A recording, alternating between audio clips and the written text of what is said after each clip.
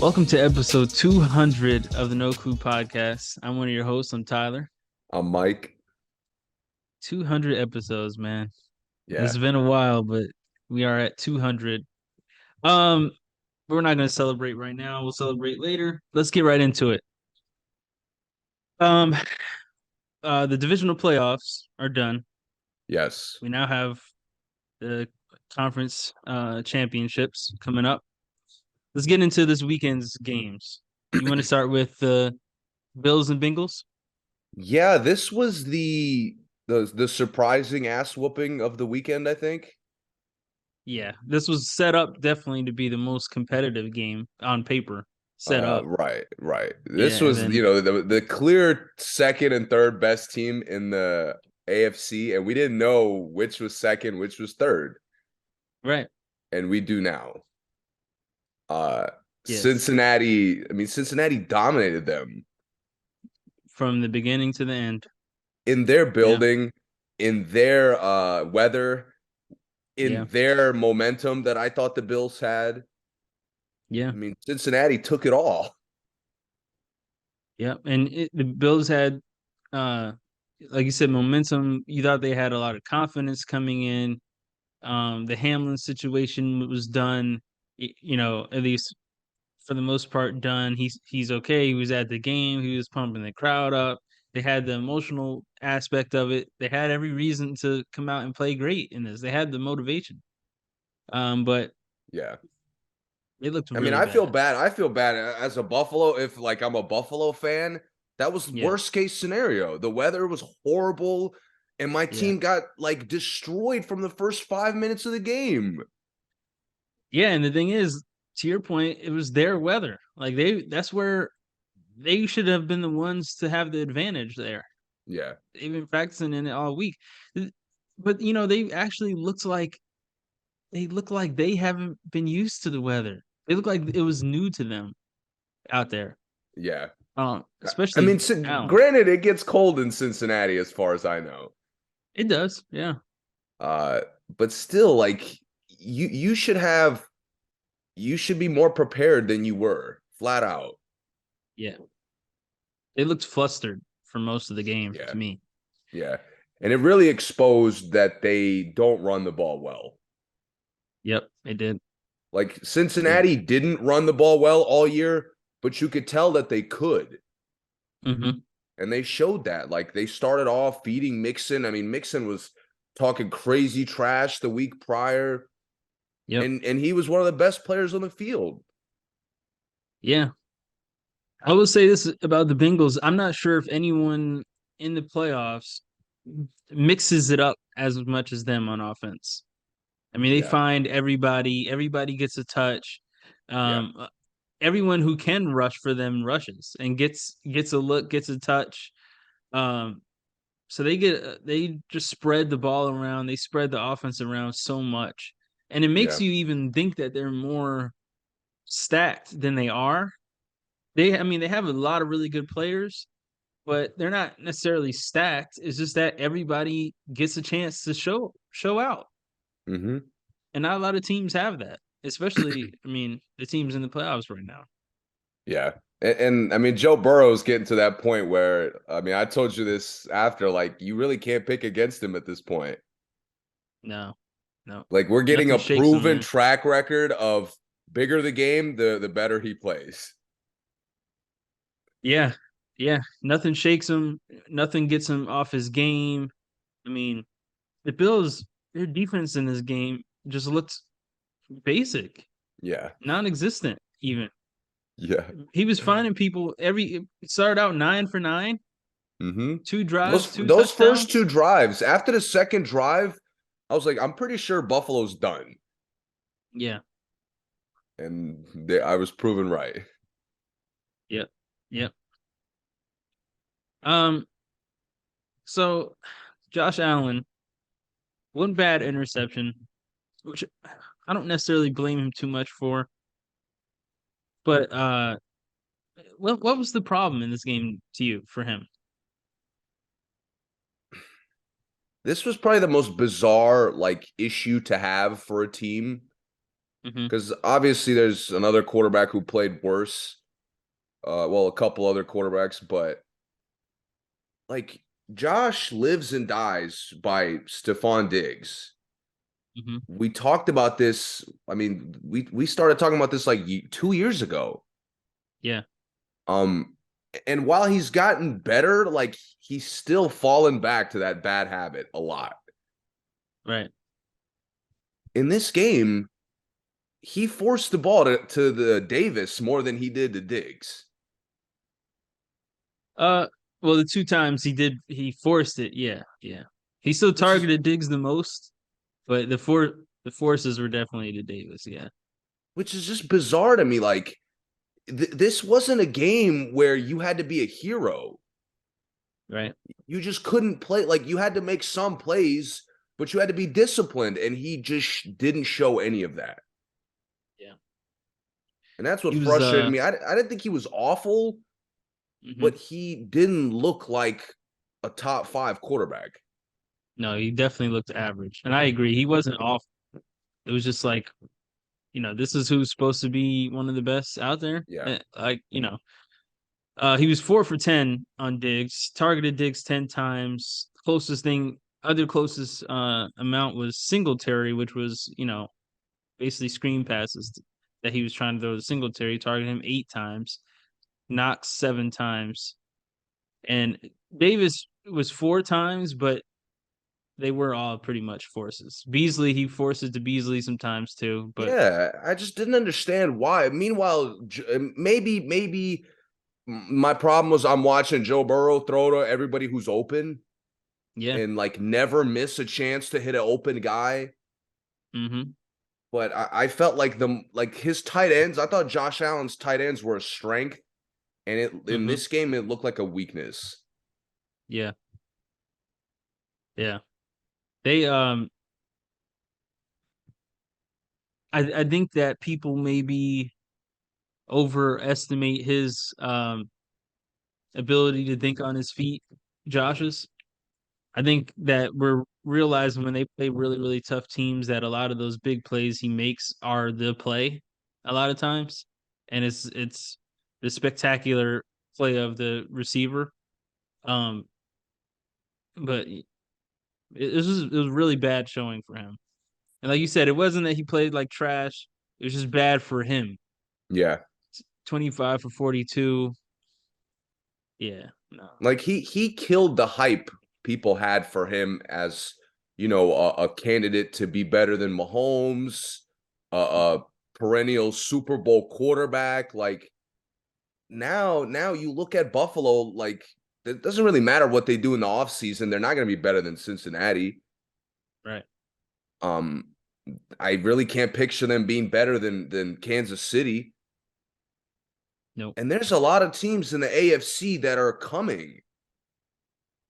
I would say the only thing tough about Cincinnati is all those guys are getting off their rookie deals soon. Yeah. Like they're a really young team, a lot of young power. I'm not sure if they'll keep everybody, but if they do anything positive, they'll be better than the Bills. Bills have But to go but the ahead. key for them is the culture setter is there. Like Yes, we know absolutely. Joe Burrow is getting the He's not bag going anywhere. regardless. Yeah, yeah, you're right. You're right. So And to he'll be able to me, find whoever they put there. right, like I look at their quarterback and I'm like, you know what? Regardless of the other situations, I'm excited for y'all. I can't Mhm. look at Buffalo like that anymore. Last year, I could look, okay, next year, whatever happens, Josh Allen's there. Yeah. Now I'm looking at him like, damn, Josh Allen's been there. Most of the shit they're good at has been there. Yep. And it's not enough. And when you're talking about the top 5 quarterbacks in the league, for me, they have to be good enough to excel no matter who you put out there with them. I'm not saying that they're gonna, go undefeated in a season or go to the Super Bowl with a bunch of scrubs out there. I'm not saying that, but I need to see that you're an elite quarterback, no matter who you're throwing to or no matter who you can find. And Yeah. I think Josh did throw that away in this game. And he does have weapons, but when he can't find his one weapon, his nuclear weapon, he couldn't find anybody. And Yeah. I can't say that about Mahomes. I definitely can't say that about Burrow. Burrow is just, I don't care who's out there. If you're open, I'm gonna find you. Yeah. I think even Hurts is getting to the point where he's gonna find anybody out there. We've seen Lamar Jackson do that because they everyone acknowledges he doesn't have weapons, and maybe he does have a weapon. His best weapon leaves, as far as wide receiver leaves, and he just as good. Numbers are just as good Yeah. before he gets hurt. But yeah, Allen, man, I would hate to see Diggs left the game seemingly upset with the team and with Allen. But more of the team had a trouble in the locker room after the game, I left mean, he looked before. upset. He flipped out on Allen during the game. Yeah, yeah, he left during the like, I guess, post game speech from the coach. Yeah. Um, I'd hate to see this Bills Apparently team a without practice Diggs. player like managed to bring him back briefly, Hmm. which is just crazy, but And he still left. like that So situation, I'm not that crazy. Like I'm not upset about it because it's not like he like said something completely out of line or like he was just frustrated with losing. yeah, I mean that we know of, right? The Right. thing is, Maybe he could there's have had a more to it, conversation. Yeah, yeah, maybe. but I just you know what I didn't like also in the second half, and again, the game was over two, like 3, 4 drives into the game. It was pretty Yeah, much over. So in the yeah, second half, I had it on, but I wasn't really paying attention the entire time. But I yeah, never saw Josh Allen like even try. Remember, I laughed about Herbert trying it and nobody really responded, like trying to rile guys up on the sideline, and it looked fake yeah, almost yeah, because yeah, like he's riling guys up and they look like artificial intelligence, like standing there not reacting to him. yeah, But at yeah. least Justin is like trying. You didn't see that from I Josh? didn't see that from the Buffalo sideline at all. Yeah. At all. And with a lot of teams, when somebody gets heated like Stefan does, there's like Hmm. there's guys who calm the storm. Yeah. And I really didn't really feel that in Buffalo. And that speaks to leadership, whether it's Josh's, the coaching staff, or anybody on the team to show up as a leader and bring them together and motivate them. And it wasn't there. And Josh, that should be his role as quarterback.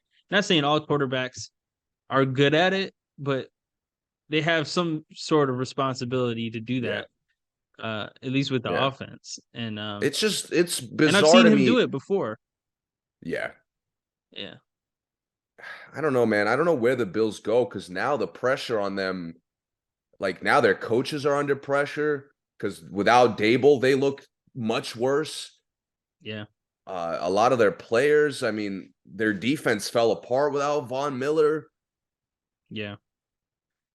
I don't know, man. They got a tough offseason coming up. Very tough. Very tough.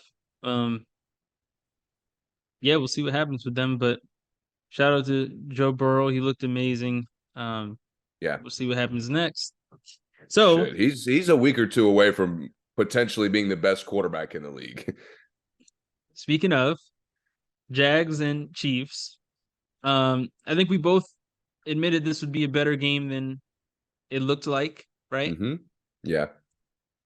Um, Trevor Lawrence, another kind of slow start in this game. But what do you think? What do you think of it? I mean, Jacksonville is young. They looked young in this game. They did, yeah. A lot of dumb mistakes, a lot of missed opportunities for big plays. Yeah. Like I thought giving Chad Henne all the dump downs for his big Hmm. drive, I thought was a Hmm. huge mistake. Like Hmm. he's not looking to kill you with the 18 to 30-yard throw to Kelsey or Juju or whoever. He Right. wants the safe option. Like he'll safe option you to death if you let him Yeah. do it, and that's exactly what they gave up. Yeah. And that to me, like and that drive was so long, and it was really well done by the Chiefs. A lot of good creative plays. Mhm. But I kept hating. I kept watching Chad Henne find guys 5 yards down the field wide open. Yeah. Like, man, like you gotta put some pressure on him. You gotta make him gamble. Like, you can't let him sit back. Right. Right. I think that spoke to I know that the staff on the Jaguars aren't immature, but it just it was definitely a I guess like you said, they just seemed really young. And even the coaching staff seemed like they knew they were dealing with a young team and they didn't make a lot of moves that I thought would put them in a better position against Yeah. the Chiefs, especially after Mahomes went out. If Mahomes was healthy this whole game, it would have been a much worse. The score would have been much worse. Oh God. Mahomes was setting up to just end it at halftime, to be honest. He was. Chad Henne He was gonna was. get the fourth quarter garbage reps instead of crucial second quarter reps. Yeah, yeah. So I agree with you. Lawrence looked pretty good. I think they had a really hard time running the ball, which I think was again a nice coaching move by Kansas City. Mhm. But not so great on the Jaguars' part. I think a lot of times they ran because they had to and not because they wanted to. Yeah. And You know what I'll that's say about the Jags, even though they were young and this is kind of as far as they could have gone. yeah, Uh we just talked about it a little bit with Herbert and Allen not really having certain like leadership traits, yeah, especially when it comes to like moments when the team is not playing well. yeah, Trevor Lawrence is the opposite of those guys. absolutely, Like his body language is awesome throughout, yeah, especially throughout these two playoff games. Like he yeah, he starts off not well. You see him on the sideline talking to defensive guys, offensive guys, coaches. Guys are tuned in. They're having back and forth conversations. Like they're encouraging each other. yeah, I mean, like all shit I want to see from a team this young. yeah. I agree. I completely agree. Yeah, So to me, like I'm watching them not play well, and they're still battling back into this game. yep. I mean, they categorically could not guard Travis Kelsey. No, nobody, Like nobody could. I said last episode, like, oh, based on what I saw, I think Travis might eat on them. I didn't think it was gonna be like 18 catches for whatever yards it was. Yeah, it was ridiculous. He was just Yeah, always open. It was bizarre, but just to me, the Jaguars battled back. They stuck with it. And I think their future is really bright because they have a lot of guys under contract. They clearly got the coach right. They got the quarterback right. And now you yeah. just build through the draft, through free agency. And as far as I can tell, they're in a good position to do that. I agree, man. Trevor's a great leader. He's a warrior. He's gonna play his heart out all the whole game. He's gonna listen to people. He's gonna motivate his team. I like how they look too a lot. I do. Yeah.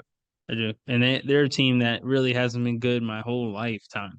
No. I mean, they had one good season I before would this like to season, see my them whole life. get a nice tight end. Again, could be the bias of me watching Kelsey be unstoppable on the other side. But Yeah. like I didn't see Lawrence have that easy big target over the middle consistently. Yeah. Yeah. Yeah. I think that's a good option too. I think they should. Um, let's get to the other Saturday game. Eagles and the Giants. This isn't too much of a surprise. I No. picked the Giants because I love the Giants and I wanted them to succeed. But obviously, in my brain, I knew that they didn't have it. They don't stand a chance if Similar they to made the it to this Jags, next round. same as the Jags, this was the farthest they were going. Yeah, yeah. They had a great season. I think Yes. Daniel Jones has answered a lot of questions for their organization. I think Saquon has answered a lot of questions for their organization. Dable's the Everybody coach else of the is year. No question. Dable's Dable's the coach of the year. He answered a lot of questions.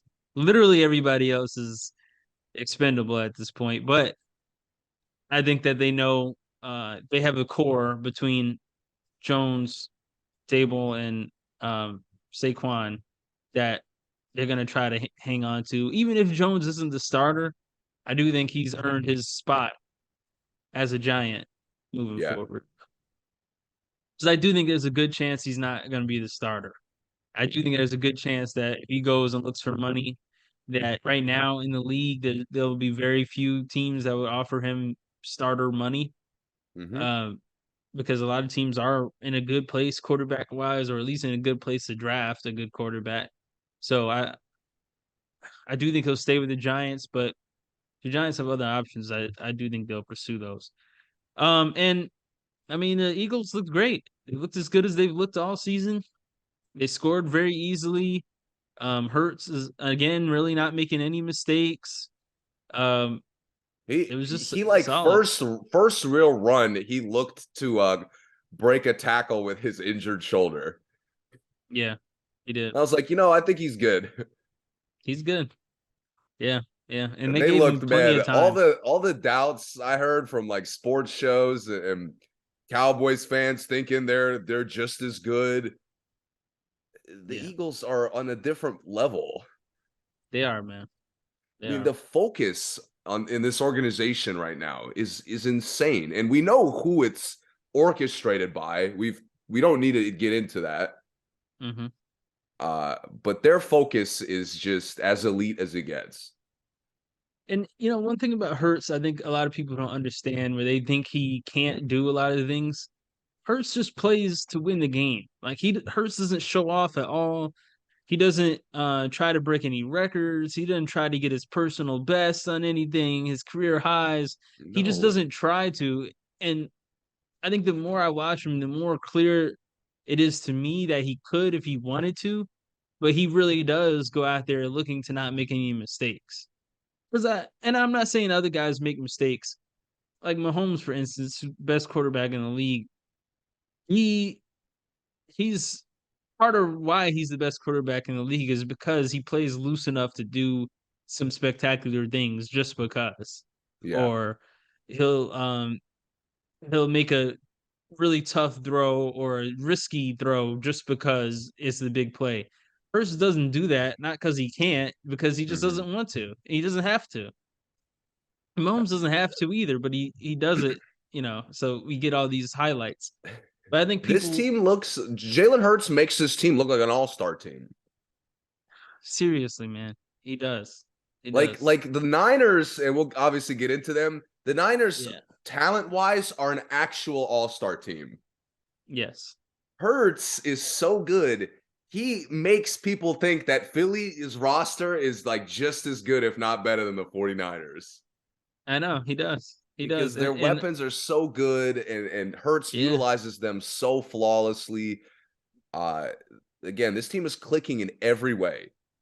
And it seems like every time he's looking for them, he finds them. Mhm. And it's like, oh, they got open. Hurts also found him, you Yeah. know? Yep. So yeah. They're a great team, man. Not much to say. Good year, Giants. Moving on. You got anything else for that game?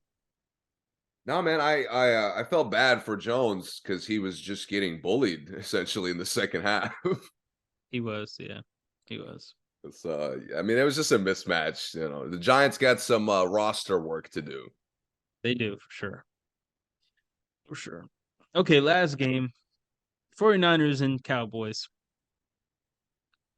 Dak had a fantastic game the game before this game. Fantastic for him. Um 49ers have a rookie quarterback, last pick of the draft. Um Mr. Irrelevant. yes, Mr. Irrelevant, Brock Purdy, who I love. Uh were you expecting more points in this game? No. No, okay. I was Just expecting a teens to maybe low 20s relatively close game. and tell me why. I thought the Cowboys defense would play well. Mhm. I think they've been kind of like eager to prove people wrong. I think they got good players on defense. Parsons is like a defensive, like face of the league player essentially. Yeah. Um, so I thought they would contain Purdy at least to some extent. Yeah. And they did. They Yes. did. Um, but this game was just a matter of San Francisco Bro, just being a better team to me. but we knew this. Remember last year after they lost to Jimmy G? My Hmm. first like main takeaway was Dallas acts like their success comes from how talented they are. Mm, okay. The Niners are better and more talented at literally every position. Yes. It's a fact. I think Bosa is better than Parsons, who's probably Dallas's best individual player. I think that's probably Maybe it's like the even. closest one on one. Yeah, that's the Right. closest one on one you can make on either roster. But Quarterback, yes, I would Niners. take Bosa Niners had too. a better quarterback last year, and he was sucked. They have a good quarterback, and he's already better. We don't even know if he's good. He's already better than Dallas. The running back, the running backs for San Francisco are better, obviously. Nobody, Yeah, CeeDee it's Lamb can't touch Debo Samuel. Dalton no, and he's and Schultz CD Lamb's cannot good, but he's touch not George Debo. Kittle. Not even close, right? Not even close. And I like CeeDee Lamb. I like uh, Schultz. I think he's solid. Yeah, and I mean, everyone but McCaffrey.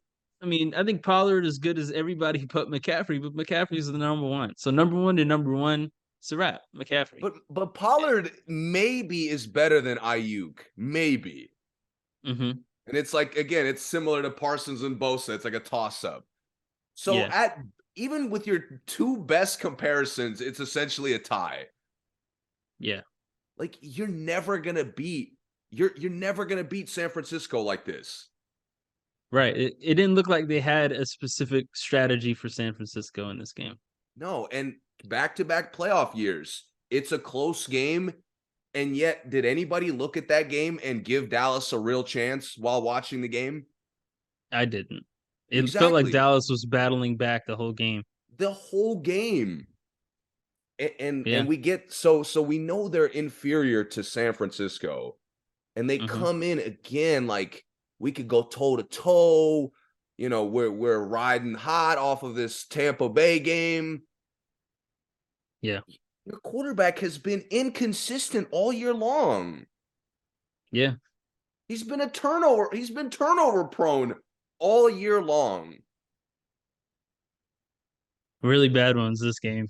I mean, bro, we talked about Josh Allen, hurting essentially his reputation from that performance. But that was nothing. That was nothing compared to what Dak Prescott did on Sunday. Yeah, Dak might have ended his Dak Dak starting career. Dak made us look at him and say, you know what? I'm not sure if he's a starter. Everybody's talking about like, I'm not sure if he's a Super Bowl quarterback. Yeah. Super Bowl quarterback? Slow your roll, Dallas. We're not He's not even even a close to that. conference championship quarterback right now. Bro, your backup looked more Super Bowl prepared than Dak does. And 49ers third string look more Super Bowl 49ers third prepared. string. Bruh, how many years am I coming on this podcast talking about, I'm tired of Dak Prescott going toe to toe with an average quarterback and not looking any better? It's been a while now. It's been a Yeah. while, and I can forgive, okay, you didn't play well. You went toe to toe with Jimmy G. And a lot of people pushed back, like, well, Jimmy G had the mistake in the fourth quarter. Like, he wasn't that much worse, even if he was. He Yeah. was he was significantly worse than Brock Purdy. He was. Absolutely. Significantly. Brock Purdy's 4 years of college experience looked head and shoulders more valuable than any NFL experience Dak has. Brock didn't even really need all the weapons that he had in this game. He didn't need it. Like, they're talking about the Kittle catch. They win that game without that Kittle catch. He went without him. McCaffrey only had 35 yards. It's Didn't not need him. like he really only hit he really only hit like 4 targets, But you 4 know or what he 5. didn't do? One time he did, and Diggs dropped it. One time. Mhm. He never again threw it to a Dallas player before or after. Right. Dak, you're in year 7.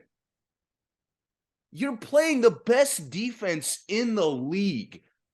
And experts, I think like people literally in the NFL could have told you 2 months ago San Francisco is the best defense in the league. Yeah. And you're floating passes over the middle? You're Yeah. staring down CeeDee Lamb? Bro, After Kirk CeeDee Lamb Cousins. just had a huge catch, like, obviously, everyone's gonna make sure you don't give it right back to him. Exactly. Yeah. Exactly, bro. The first drive that they get a touchdown, T.Y. Hilton, massive first down catch. Dalton Yep. Schultz literally caught the touchdown and was never looked at again. Yep. Again, maybe I'm going off the recency bias of watching Kelsey get 18 catches. The former Giants tight end on the Jags, he looked pretty good. Mhm. His name escapes me at the moment. Ebron, I think. Mhm. Um, I mean, obviously, Mark Andrews for Lamar, Dallas Goddard for Jalen Hurts. I mean, Yeah. your tight end is clearly good. He's not those guys, but he's clearly good. And yet you stare down your average number one option Mhm. on a team that's loaded with talent. Yeah. Dak, do you not know your own roster in year 7? And the crazy thing is he targeted Schultz a lot before that, but before the touchdown and not so much Yeah. after. Yeah. Like, Yeah. that's literally backwards. Right.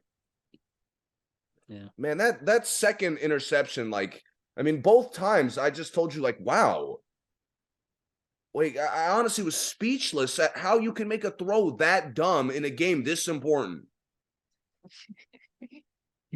I mean, Dak, come man. on, Trevor Lawrence is in year 3 and he's not making those throws. Purdy is in Mhm. year 1. He's not making those throws. Right. Bro, Daniel Jones was literally getting bullied all day, and he did make one of those throws, but that was it. One.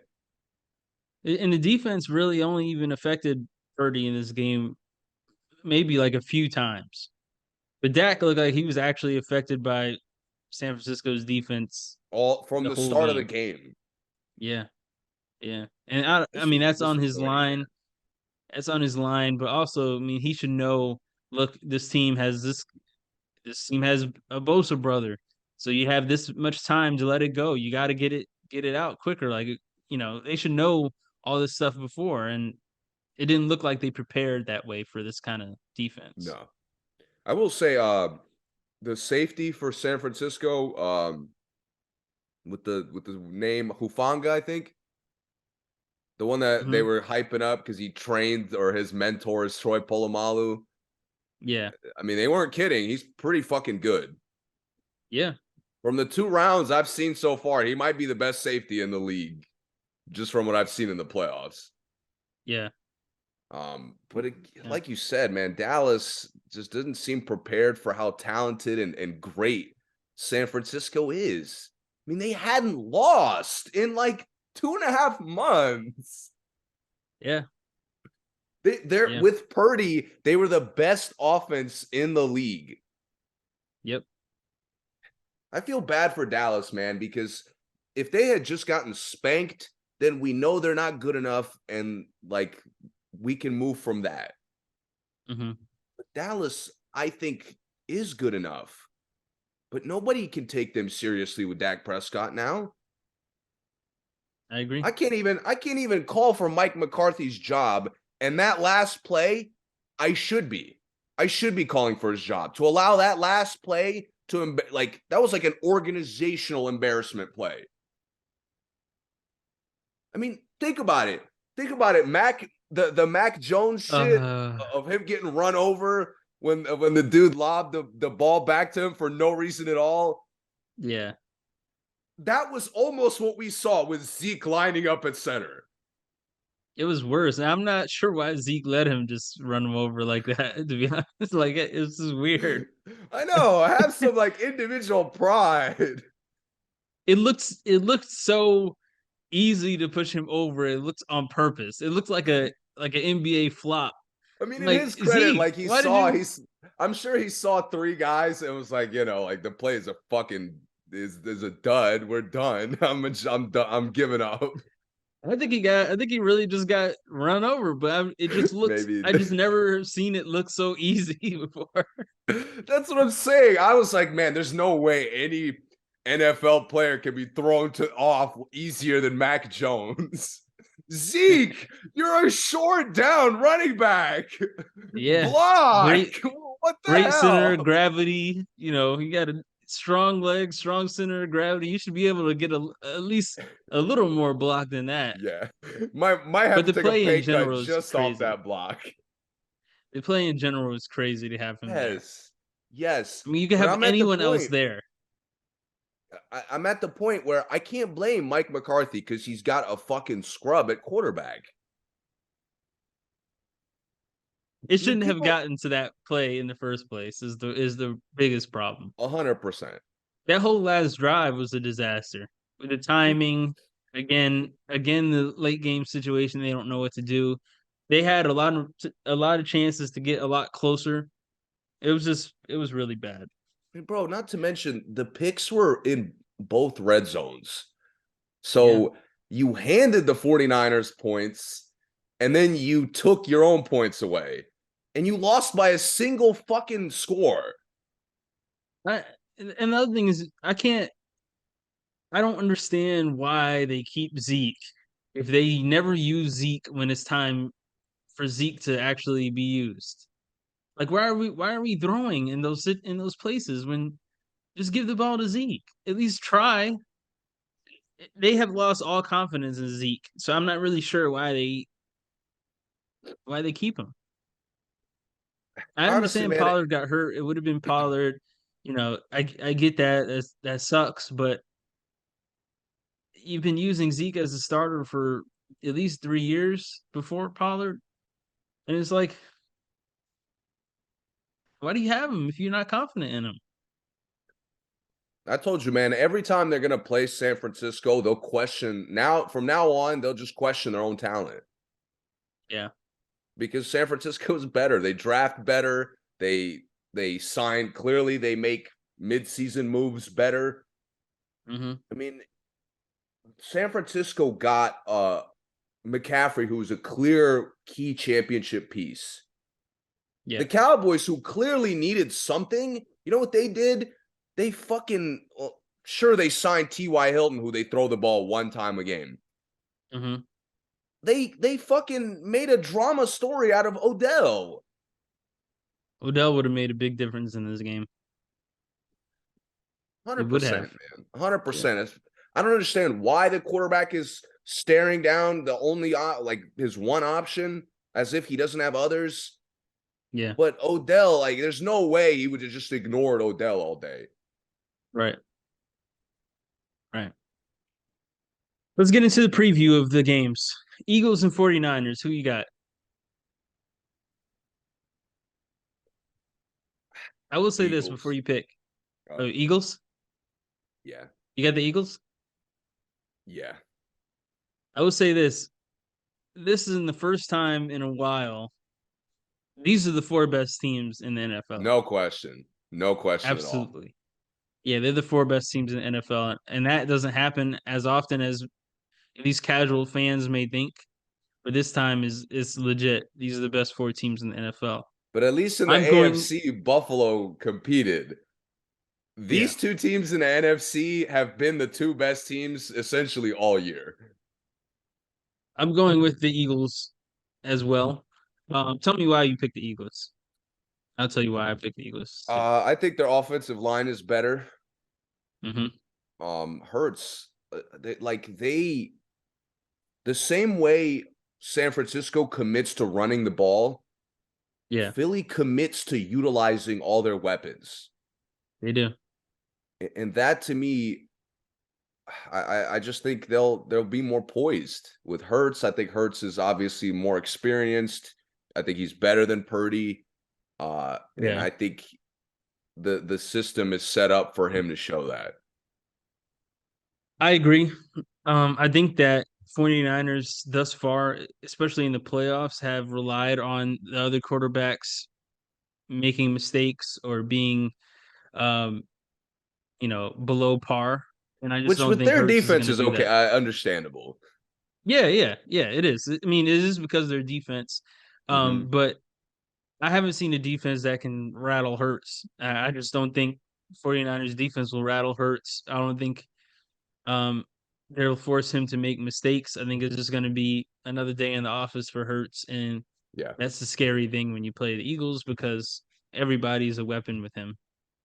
I'm not sure if I've ever seen a quarterback not be rattled for an entire full NFL season, and it looks like I'm about to, Yeah, yeah. because Hurts has just been like a machine this entire year.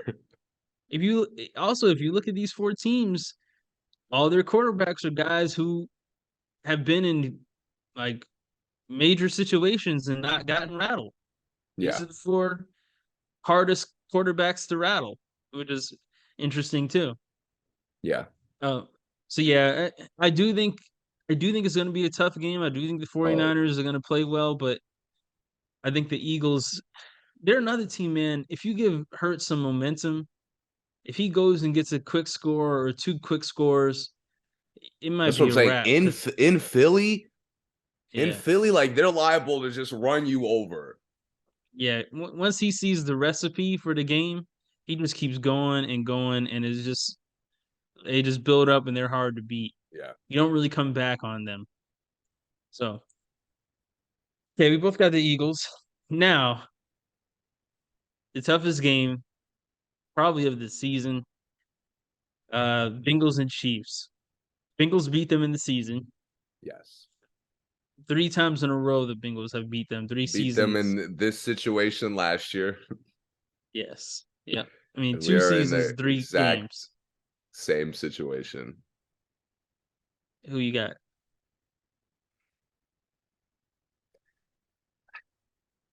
Joe Burrow. Joe Burrow?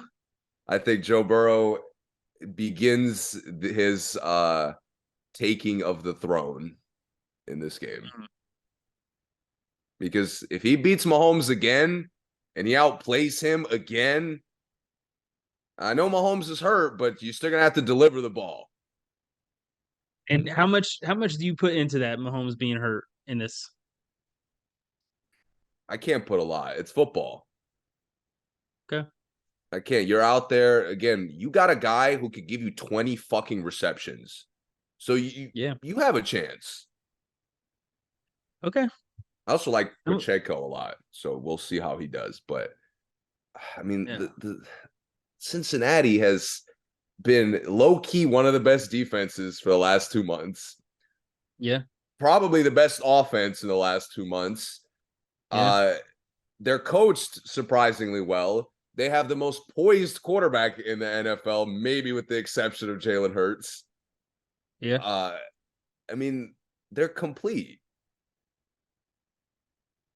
And the one thing you could say for them prior to this last game was, Yeah. I'm not sure if the balance offensively is there. Right. Well, Buffalo, clearly it is because they ran over Buffalo like it was nothing. Yeah. So I want the Chiefs to win this game, but Yeah. everything about what I've seen from these two teams the last 2 months screams Cincinnati win. I understand that. And I agree with most of what you said. I do Stick with the not think GOAT. I think if Mahomes is healthy for this whole game, like if Mahomes doesn't leave the game early due to injury, I don't think Mahomes is gonna let his team lose this game. I just don't believe it. I know he only plays offense. I know he can't play both sides of the field, so it has to come down to the defense stopping Burrow as well. But I'm going with Mahomes, man. I'm going with the Chiefs. I got to, Man, but both of I'm not these teams have confident. so much momentum. They do. They do. Man, I both of these games are obviously extremely tough, but I mean, really anything could happen this weekend. Yeah, absolutely. Anything. And like we said, these are the best four teams, so it's up in the air no matter what. But We're getting one of the most genuine Super Bowl champs like you could possibly get this year. yeah, Whoever definitely. wins it, that's why I think like Cincinnati should be so eager because if Joe Burrow wins the Super Bowl, no question, you're the guy. You're the number one guy now. Yeah, yeah. That's As every I agree quarterback with will that. have that claim. Yeah, I agree with that. I agree with that. Um, all right. Enough about football. Let's get into basketball. Yes. So at this point, as we're recording this, it is Thursday. I believe the All-Star starters will be announced soon. But we're Tonight, gonna right? give For the our T before the TNT games, I think. yeah, yeah. Okay. We're gonna give our reserves who we would because our reserves, uh, you know, barring injury and Hmm. who we are projecting to be the All-Star starters. So our projection for the All-Star starters at this moment are obviously Tatum. Um, I'll start with the backcourt. Backcourt in the East: Kyrie, Donovan Mitchell. Front court: Jason Tatum, Giannis, KD. Right? Yes. Uh, that's projected at the moment. For the West: Steph, Luca, Jokic, LeBron, Anthony Davis. Anthony Davis returned from injury last night, so he'll be healthy for the All Star game. Not sure if KD will be healthy for the All Star game, I'm but gonna assuming assume no. If you're I had assuming to no. if I had to lean one way, I think he won't play. Okay, so if he's not going to be healthy for it, then we're thinking it's probably going to be Embiid due to the Hmm. votes. Embiid is next in the voting for the front court of the East. So And he's the deserving next starter if I had to take somebody off. yeah, he is, especially in the front court, Hmm. especially front court. In the West,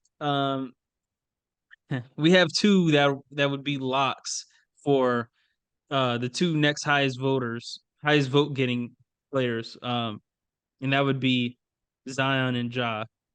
Um, so if there is any injury, front court or back court, it'll be Zion or Ja. So our reserves are not including them.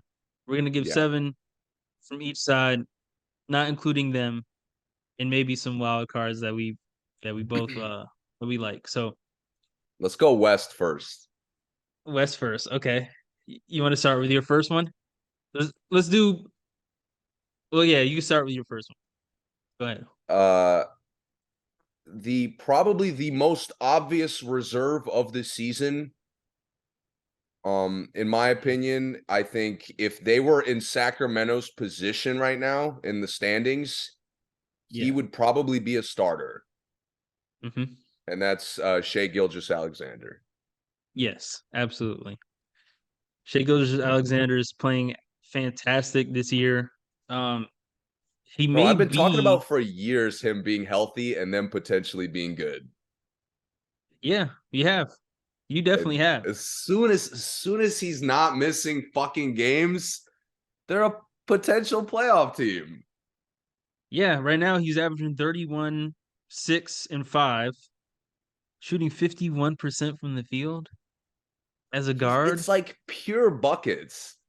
Yeah, it's pure buckets. 90% from the Pure free throw Bro, line. they run sets to get him mismatches all the time and he just cooks. He's close to a 50-40-90 year. He's at 36% from three right now. That can improve. You got plenty of time. But yeah, I mean, he's honestly, again, if they're a couple fantastic. seeds better in the standings, he has legitimate claim. Yo, Steph is starting over me? No way. He does. You're right. which is just insane. And I saw him being this good, but I didn't think he could do it against like literally any player in the league. It sucks because he's missing, the second best player, what we might believe would be the second best player on the team due Yeah, to season-ending yeah, injury in a summer league game. Um, man, I mean, he's got this team looking up. He's gotten this team a bright future that looked bleak at a time. He's making this team question, should we start trading these picks and yes, maybe just build around what we have with some veterans? Um, they're getting a young core, and he's actually leading the team now. I think that was one of his next steps in his development, was becoming a leader. I think he's been the best player on the team for a while, but did he have the qualities to say, all right, I'm gonna put this team on my back. I'm gonna get these other guys playing to the best of their ability. You watch them and everyone looks like they play good because he's there. Only yeah, because he's there. yeah. And the roles look So so much more clear. yeah, they do. They do. They do. Okay. That's a good first one. We both have that one. I'll do it. I'll do my next one, an easy one, I think. Another guard. Uh, he just Gonna had be a 60 theme. last night. Oh He yeah, just of had course. 60 last night. Still arguably the best range in the league. He's another one who's taken a step as far as the leadership goes to young guys. This team looks really cool with young players. Obviously, they have some roster changes to make, but the leader of the team always has been is Damian Lillard. Yeah. Uh, I don't want to talk about Portland because we'll deep dive them not, yeah, fairly soon, but yeah. Multiple but times we but Dame, I'm just deep happy dive that them. Dame is back. Dame is back. He's in full force. And like you said, he has this team looking cool that they could go toe to toe with anyone on any given night. Yes. Yep. He still needs help. He's needed help for a long time. Still needs it, but I like I like the bones of this team. I do. Um, and the young moves, young guys they've gotten have all been positives and all look like guys they should keep. I mean, even Shaden Sharp is looking like somebody that I would trade whoever I have starting over him, and just You use him. And Eubanks I'm iffy on, but yeah. oh yeah, Eubanks. They got Eubanks from Spurs. Mm. I think for what's my man's name they used to have? Collins. Collins, yeah, for Collins, I think. Mm. Weird trade, but anyway. So yeah, Dame. We both have Dame, right? You have Dame? Yes. Yep. Yeah, so that's an easy one. All right. What's next? I mean, sticking with the guards, there's one more point guard who like you just can't leave out. Mhm. And I mentioned the team that's actually succeeding like to the extent they should be. Yeah. I mean, this team, I'm so happy for this team because they literally clicked after we asked them to click on this podcast. Like That's true. literally, they were Yeah. starting the season off iffy. We were like, "Yo, this player, this is your last chance. Yep. This is your last." And what is he now? A lock all-star. De'Aaron Yes. Fox. Absolutely. De'Aaron Absolutely, Fox man. has been awesome. Awesome. He's finally he's playing consistently under control, and it shows by how great he's been in the clutch. He's like one of the Hmm. leading fourth quarter scorers in the league. Yes. The team is feeding off of him. He's finally leading them. They Yep. play fast. Finally. He's the fastest player in the league, and they just started Thank playing you. fast. Thank you. It took so long. Finally. And Finally, you know they what play helped him? young. Oh, Oh, go ahead. Go ahead. no, I'm just they're finally like they're embracing his identity as a player. Yes. And you know what tells me that they went and got his boy. So look, we saw what you guys did in college. We need that again. And Yes. he just looks so happy playing with Monk again. I'm, Yes. I'm and I'm not saying they're friends. I don't know if they're friends. I don't. They might not be, but the chemistry is obviously No, there. listen, the friend thing doesn't click every time. I mean, No, it KD and doesn't. Kyrie. Yeah. We've seen it in football with Devontae and Derek Carr. Hmm. But this, like, the chemistry is so obvious watching these guys. So obvious, and you just watching them take off like at the same time is like it's so weird. It's beautiful to watch. It's like If one of them gets a you get steal and the the other one, yeah. go ahead. You get like that defensive thing of like, I can't even get back. Like, what's the point? Yeah, and it's gonna be something spectacular every time. Yeah. Um, but yeah, man, they have embraced it. Um, I think Mike Brown has given him some level of confidence that no other coach has given him. And it's something that Mike Brown has always been good at, giving Yeah. his players confidence and trusting in them. And it just resonates from him, man. He just moves different. He talks differently. He just looks really happy, man. He's getting a lot more interviews than he has in the past. And not just because they're playing good, but I think he's just more open to him now too, Yeah. and, and embracing his new To teammates and to his everything is credit, just man, I love his shot selection so much more. oh yeah, yes, yeah, He's playing to his strength so much more. He's executing pick and rolls. He's playing off of his second option really well. yep, That I'm sure we'll get into shortly. yeah. Let's Uh, get right to it. We got yeah, Fox, so they're the third they're the third seeded team. So I feel like it's the other two teams in the top seed. They're really led by one person. Not saying that they don't have two all stars, because we're not there yet, but they're really led by one person. But Sacramento has made such a change in culture, and such a impact to the team. That this player has made, and that's Sabonis, Domantas Sabonis. And I mean, what is he averaging now? Something insane he rebounds. averages like a borderline triple double. Yes, yeah. Like 18, 12, and 7. I might be like right around accurate. No, you're right. 18, 12, and 7. Yeah, and Bro, he's just created so many mismatches for this team because he spreads the floor. He rebounds so hard. And part of him rebounding, I mean, part of why their fast breaks are so great is because he rebounds so great. There's very few offensive rebounds for the other team, and they just break out.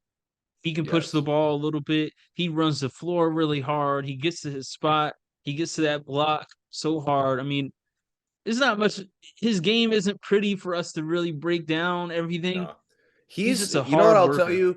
He's like the model embodiment of a modern center. And I know he's not a Yes. center. He really doesn't Yeah. play center, but Hmm. he's a true center who's just really taking advantage of a lot of like what forwards do. Yes. I mean, he's Yep. like one of the best handoff guys in the league, Yep. which Yep. all bigs should be. He He's rolls great. He has great yeah, hands. he's a Yeah. great outlet passer. A huge reason why his assists are up. He hits Yep. cutters.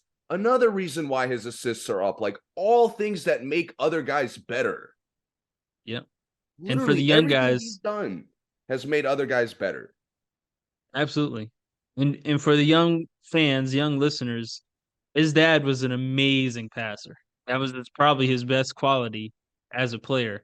So I mean, it's cool seeing him emerge into Yes. another great passer now. Not that he wasn't a great passer before, but now the team uses him as that. So it is nice to see him use that talent as good as any big in the league right now, really. I know.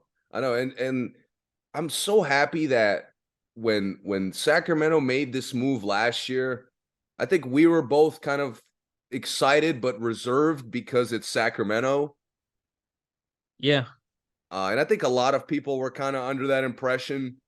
Hmm. I mean, to see these guys, to see them kind of click in the best case we really thought they could, Yeah. is really awesome, man. And I'm so happy Sacramento's playing well. Yeah, me too.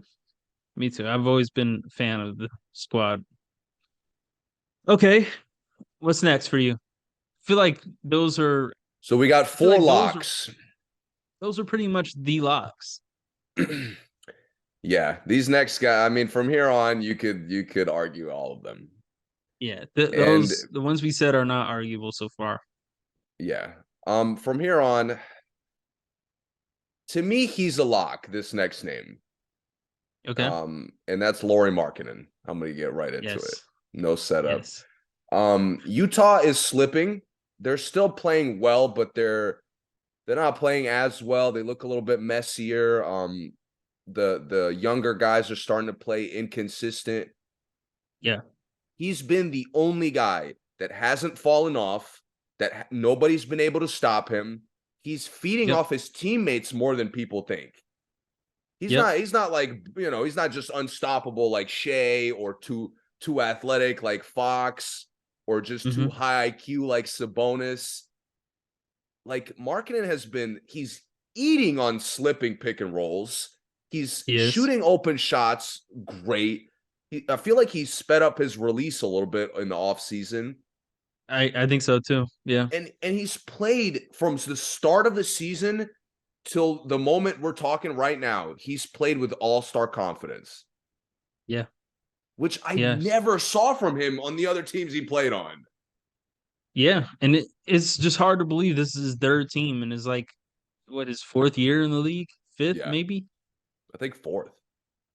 He this Jazz team has a lot of talent, and we mentioned this earlier when we were talking about how good they could be, um, real early in the season. But I feel like most of the talent really only affects the game in one way. He's the only guy on this team that affects the game in so many different ways. I mean, he's setting picks, he's blocking shots, he's getting rebounds, he's running the floor, he's bringing the ball up court at times, he's hitting threes, he's posting up, he's doing everything on this team. It just looks like he's all over the court when Yes. you watch them, all over the court. So, And none of it looks like stuff he shouldn't be doing. yeah, Like yeah, all it's a of it fact. is playing to his strengths, which Chicago was really the bad one where it's like we saw him play at a high level here, and yet now we're not utilizing any of that. Yep. And Um, Cleveland, he just couldn't do it on a night in and night out basis. yeah, and Cleveland needed something different than kind of the kind of player he was. Yeah. So it just wasn't a good fit. And I don't really blame him for Cleveland not being a good fit. Hmm. But I didn't think he was this good. No, I didn't either. I didn't either. But he's a clear-cut all-star to me. Yeah, me too. Me too. He was definitely he was towards the top of my list actually. Okay, so um now we are getting to more arguable ones, and that's what is it? That's five. So we have two Two more. more. I have Uh, four names that I still need to discuss. I have three names. Okay. This one probably is the least controversial. Um, so I'll start with that one. I'll let you get controversial with yours. Um, Paul George. I don't think that's crazy. Um, the Clippers are somewhat mediocre this year, but they've been dealing with guys being out, injuries, still in a limbo situation with Kawhi. Um, still, I mean, more or less in a limbo situation with John Wall, which I didn't think was gonna happen. And like it started out pretty good, but now he's starting to miss time and load manage a lot and deal with like these nagging injuries. I wonder But where the he's only getting thing, that habit from. right? The only thing that's really kept them afloat was how good Paul George has been playing. Right now, he's starting at point guard for them. I know that they don't have him listed at point guard, but he's playing point guard for them right now. I believe he's averaging 24. Is that right? 23, 5, and 6. Um, he's becoming he's another one of those guys who's affecting the game in every single way. And the rest of this team, the team that started the year out on everyone's list is the most. depth in the league, the most talented roster in the league. Versus team hasn't been showing it. We haven't been seeing much out of Reggie Jackson, who's been in and out. We haven't been seeing any consistency out of Powell, who's been in and out. Zubac hasn't taken a leap forward like I think they thought he might have after last season. Uh, I would say pretty much everyone else on this team has taken a step backwards, and Paul George has been the only thing keeping them afloat. And what are they? The fifth seed right now. They're fifth in the West right now. So that's To really my put it only into case. But context, seed 3 through 12 yeah, is within 4 games of each other. yep, yep. So the Clippers, I know they're a mess, but I'm not impressed that they're in the playoff standings as we speak because they could easily be in the Lakers' position with a few more losses. They could, they absolutely could, and they might be before the season's over. But they're everyone else on the team is playing really bad, and I just think Paul George gets credit for them even being this good because watching their games when Paul George isn't in the game, they look like they should be in the 12th seed. So, um, Paul George is my first after the locks. He's my first wild card pick for the reserves.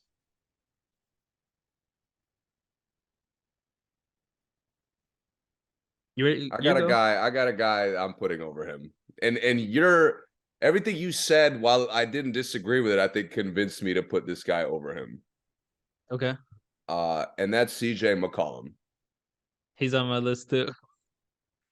Let's Uh do it though. so so with CJ, I know the stats are a little bit worse, but Hmm. they've needed him as much as the Clippers have needed Paul George. Absolutely. And the difference to me is CJ has impressed more. Like everything you Mhm. said about Paul George, like playing the one, I knew PG could play the one. Yeah, absolutely. I mean, Yeah. PG could play like Ray Allen. He could play like any wing you could think of. PG could play like and thrive. Yeah. Any guard too. Yeah. So him carrying the team, I didn't expect it to happen this year, but I'm not Yeah. surprised. I've learned to manage my expectations with this organization and this Right. roster and this, Right. leader. Hmm. And like this is nothing new. Hmm. This is nothing new. We saw Paul George do this in the playoff run. So, like, why would it impress me that he's doing it now? No, I mean it doesn't have to impress you, but it doesn't impress us because we like Paul George. Right. But I think the league is surprised because they think, oh, this team doesn't have Kawhi, they're no good, and that's not true. It shouldn't be true. They're not good, but Paul George is good enough to be enough of the guy to beat good teams by But himself. but you look at what CJ has done this year, and Hmm. CJ has shown that there's more to him as a player than we thought. No, absolutely. I I'm didn't completely think with you. I didn't think he could be a one. Like I just I didn't didn't think it was either. a good idea. I didn't like it's kind of like the Phoenix guard that we'll get to, I'm sure. But like CJ came in, they needed a point guard. He immediately Yeah, transitioned to playing that really well. he did. You talk about guys missing time. The Pelicans roster has been gutted the last month. They have. Yeah, They're like the injuries are just like destroying this roster. they are. And CJ has Absolutely. just played great. He's not like he's not coming out there and shooting 35 shots a night. He's Mm-mm. still keeping everyone involved. This team still finds a way to look really balanced. He obviously leads the locker room. Like he's come in and all the questions we had and all the doubts we had about him in Portland, he's Hmm. answered most of them. Yeah, yeah. And that to He me is why has. I'd put him over PG, at least this year. No, that's completely fair. He has become the one of the best game managers in the league as far as managing the tempo, the shot selection, shot distribution, um, doing what point guards need to do. He doesn't. Yeah, he doesn't get the assist numbers. he doesn't get as much of the scoring numbers, but as far as them needing him out there on the floor to control what's going on, controlling the Yes. game, CJ is definitely he's up there right now. He's one of the best in the league. He's on my list. I just had him right after Paul George, but So I'm with you. those are your last two is PG and CJ. I have one more. I have one other one. See, let's get into so PG was my question, CJ was my lock. Okay. Devin Booker was the name I'm assuming you didn't have because he's missed so much time. Yeah, I don't know. I don't have Booker yet. So Devin Booker was the only name we had different. I had him because I didn't do the math on how many games he exactly missed, but at this point it's like at least half the season. He's played 29 and they've played 51, I think. So yeah, it's a little under half, but by the time we get to All-Star break, he'll probably have missed about half the season. Yeah. Um, Yeah. so we get to our last name, and I'm curious if this is the same name. Oh, you do have one more then. I do have one more, yeah. So Devin Booker, I'm assuming this is the same name. Go ahead. You got it. So he's your question mark. Booker? No, this last name that we haven't Yeah. addressed yet. Yeah. If it's the Is it same, Anthony Edwards? yes. Yeah. Yeah. Okay. So we have the same. We have the same Yes, whole we have the same same okay. 7. Okay. All Anthony right. Edwards is the only reason Minnesota wins any games right now. I mean, any games. And Any not just in the position, any games at all. He's the at only all. reason. He's the sole reason they're competitive. Yes. He's averaging 6 rebounds, 5 assists, which is last year he really wasn't even given like the responsibility to do anything but score. Now he's given a little more responsibility and he's taking it well. Um, he's a scoring machine. He's one of the hardest players to check in the league.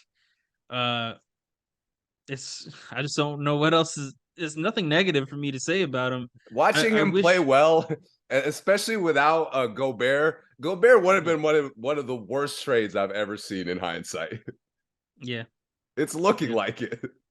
yeah, Oh, yep, but to your point, they're only relevant because of him. He took a lot of criticism early in the year, and it didn't phase him. no, it didn't. Like he stuck with it, and I just think they're in that 3 to 12 seed competition Hmm. right now, and they have Hmm. no business being in it. Yeah, Like that's right. to me, they're just like San Antonio. They're just like Houston. But the difference is Anthony Edwards. Yeah, and Cat is missing a lot of time as well. Yeah, he's And missing most of the years at this point. yeah, and Anthony Edwards has been managing that. He's been managing Gobert playing like Yes, trash. He's been managing not having a consistent point guard. Um, he has no D'Angelo point Russell's guard. out there, but he just scores sometimes. Right? Yeah, no point guard. So Yeah, none. he's been playing great, man. So we got the same 7. Let's go But down to the list one more me, time. Ant to me is the only difference is Anthony Edwards is a lock over Paul George to me. So Paul George is your wild card. He's my honorary mention. Gotcha. Okay. If a Um. guy is out for injury, like similar to the starters, Mhm. PG's the first name in. CJ is that for me. So, So CJ wasn't your lock. and the only reason why is CJ is part of it is because he hasn't been an All Star yet, and the other part is because Zion probably will be an All Star. Right. And it was just weird for me to have 2 of them and not have Paul George at all. And Yeah. I get it. I get that's not really fair, but I'm thinking in like actual All Star terms. Just thinking, oh, the Pelicans have 2 All Stars and only half a game ahead of the Clippers with no All Stars is just, I was just thinking in those I terms, not got because you. I think player to player, more because of the situation. Um, so we have Dame, De'Aaron Fox, Sabonis, Gilgeous Alexander, Markkinen, Edwards, McCollum, Paul George. PG. Yeah. So McCollum and PG would be the 2 that we're not sure about, but we both have Edwards as a lock then.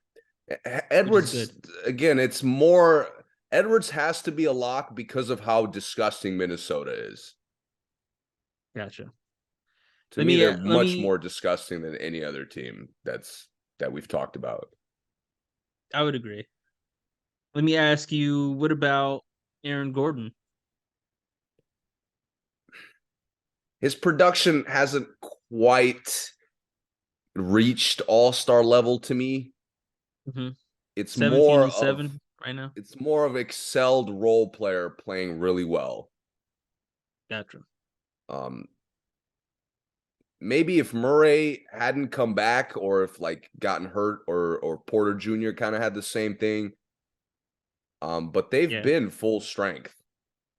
Your balance is so crazy right I now. know they're Jokic really has them clicking in like all the ways we've been concerned about. Yeah. Um, Obviously, when we get to the playoffs, we'll discuss how it translates. But Gordon is close. He is close. Yeah. Yeah. All right. Let's move to the East. So you think we're gonna have more discrepancy with these? Remind me how many guys you had that couldn't make your list. 3. Okay, I had 4. And there shouldn't be a Devin Booker here. Like it should be a definitive name I have that you don't. Oh no, I do have 4. I do have 4. Okay. Okay. I didn't count it. I have one, two.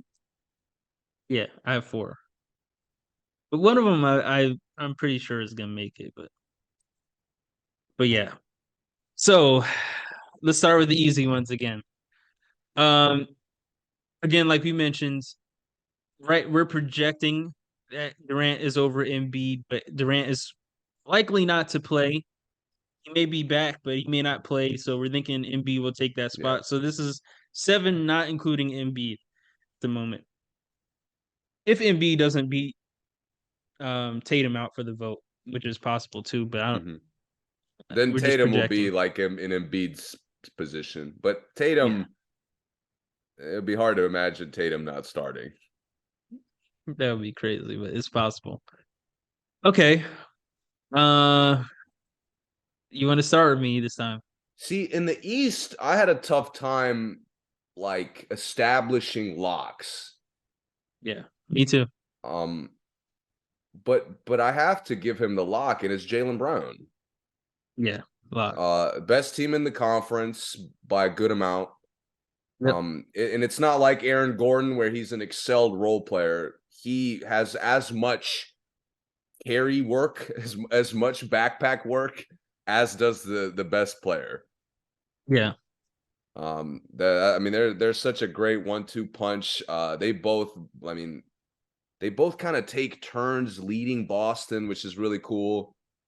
Uh, Mm-hmm. the team embodies some of his flaws, some of his strengths. Uh, and he's been really explosive, especially the last like month and a half. He has. He has. The team, the duo is so integral to the team winning. Um, and he's just one of the best players in the East. It's just plain, like to keep it plain and simple. That's just what it is. He's He's one of tough. the He most does complete everything you players need. in the league. He is. Yeah, he is. And he still is a off the ball player. Like he's in the accelerated role player role, but can produce like a star, Yeah. like right now. And it's just because how Tatum plays, really, probably. But he's still very off the ball. He's still very um low usage. Um, It's made him a you know, much he's better player, honestly. yeah, and that probably is where he plays his best game. So I think that a lot of people are expecting him to break out and be like a Paul George, kind of be able to do everything at every time. He's just not. I don't think that's where he excels. Yeah. So, And um, Boston's also not desperate to like for them to carry everything. no, they're not. As long as they carry scoring for the most part, as long as they contribute their 50 points a game between the Yeah. two of them, they're good. I mean, they don't need to really do anything else for the team. Yeah. Okay. Now, this is gonna sound, uh, since we said what we said about Booker and him only playing 29 games, I hate to make that an exception for someone else. Harden's played 31 games. They're the number 2 seed. They're the number 2 team in the Yes. East. And in the games that he plays, he contributes way more to them winning the games than Booker does, even in the games that he plays. Booker does scoring wise, but Harden's still averaging 11 assists. He's still like, when he's playing, he's averaging 11 assists. He still has great scoring numbers. So I'm gonna go with Harden as my second um lock. He's at 21.5, 11 and 6 right now. Um, even He's with the also a games lock he's for me. Yeah, even with the games he's played, not that many. Um, what he has done and he's playing right now, I think he's changed his team so much. I think he is starting to find the other players now. Longer into the season, he's starting to feed these guys. He's not having so many one-on-one possessions like he did last year where it wasn't working. Him and Embiid are slowly getting more chemistry. Still not as good as it could be, but they're getting there. The team is just looking all around better than they started the season. They're I mean, trending upward. They're Doc is 8-2 finally in their using the last 10. fucking rotation. He is. Finally. He is. Yeah. They're 8-2 in their last 10, 6-game winning streak. They're looking good. So Harden is the lot. So yeah. You got anything on Harden? No, man, I really like he's shown a good understanding of the other players on the team. He has, yeah. He's doing a good job getting the bench guys involved, and that's part of the reason their rotation looks a lot better because their Yeah. bench guys aren't just coming in to get cooked. Yep. Uh, his chemistry with Maxey is always interesting to watch because it always looks bad but works. Mm-hmm. And it's starting to look better. Like from throughout the course of last year, it kind of improved. And I think over the course of this season, it looks like it's getting better. I agree. I agree. So I'm with you on everything you said, man. Harden's played really well. Okay. What's next? That's two.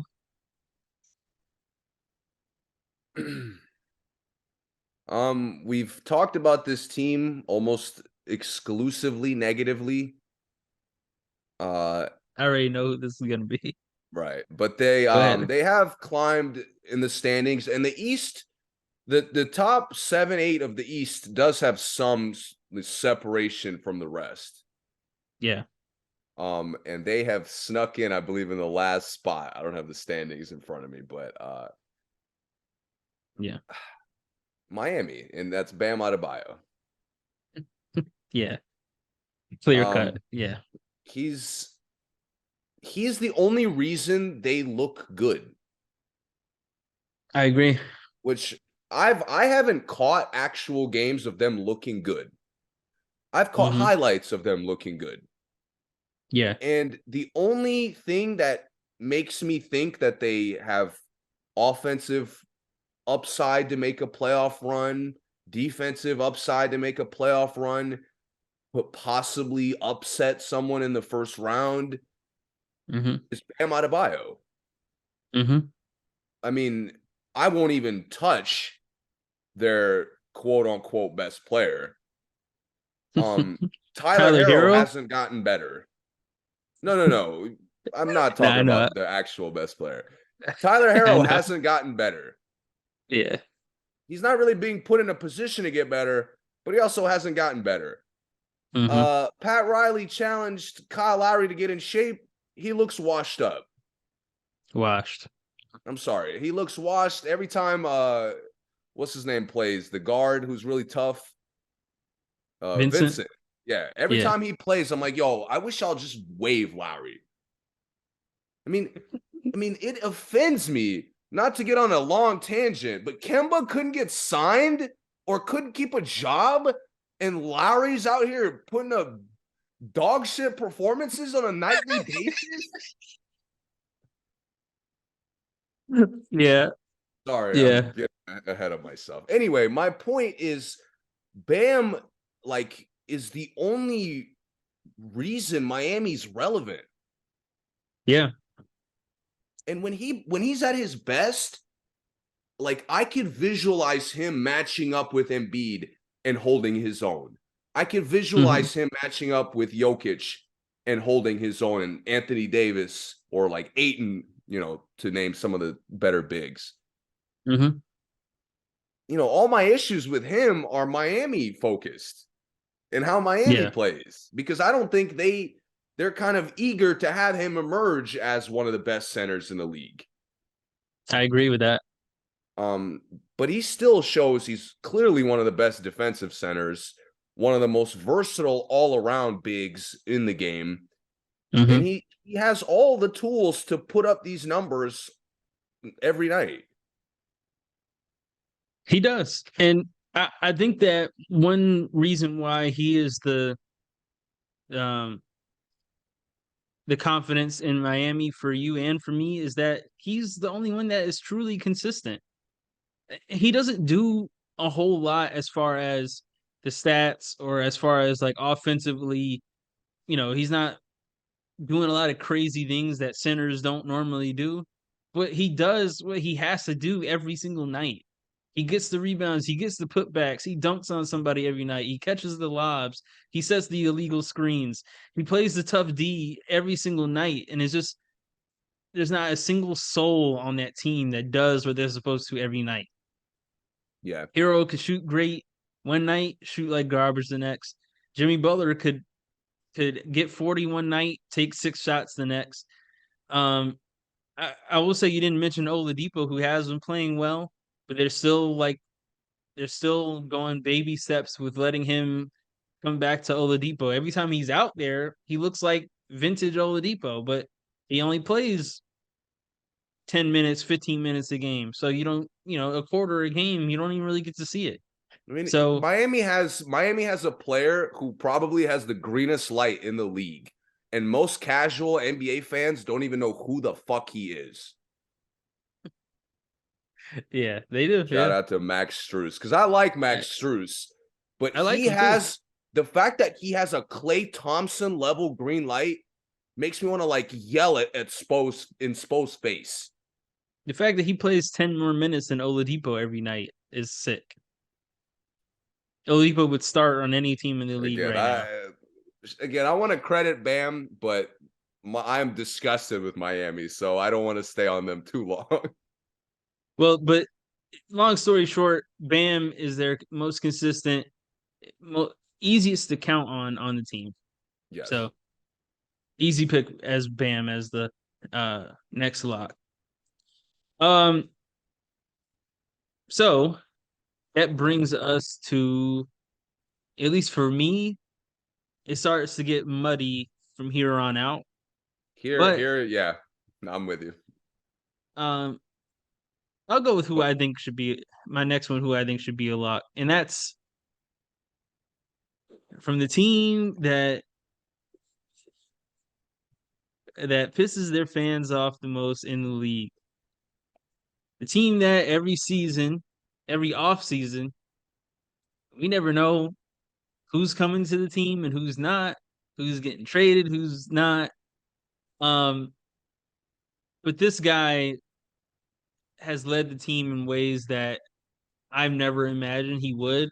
Since that first game for the Lakers, he got hurt, like very first game, I believe it was. I remember missed the whole season, bounced around the league, has been in New York and has made a name for himself and has like just taken over this team, taken this team as far as it can possibly go, I think, in his arms and on his shoulders.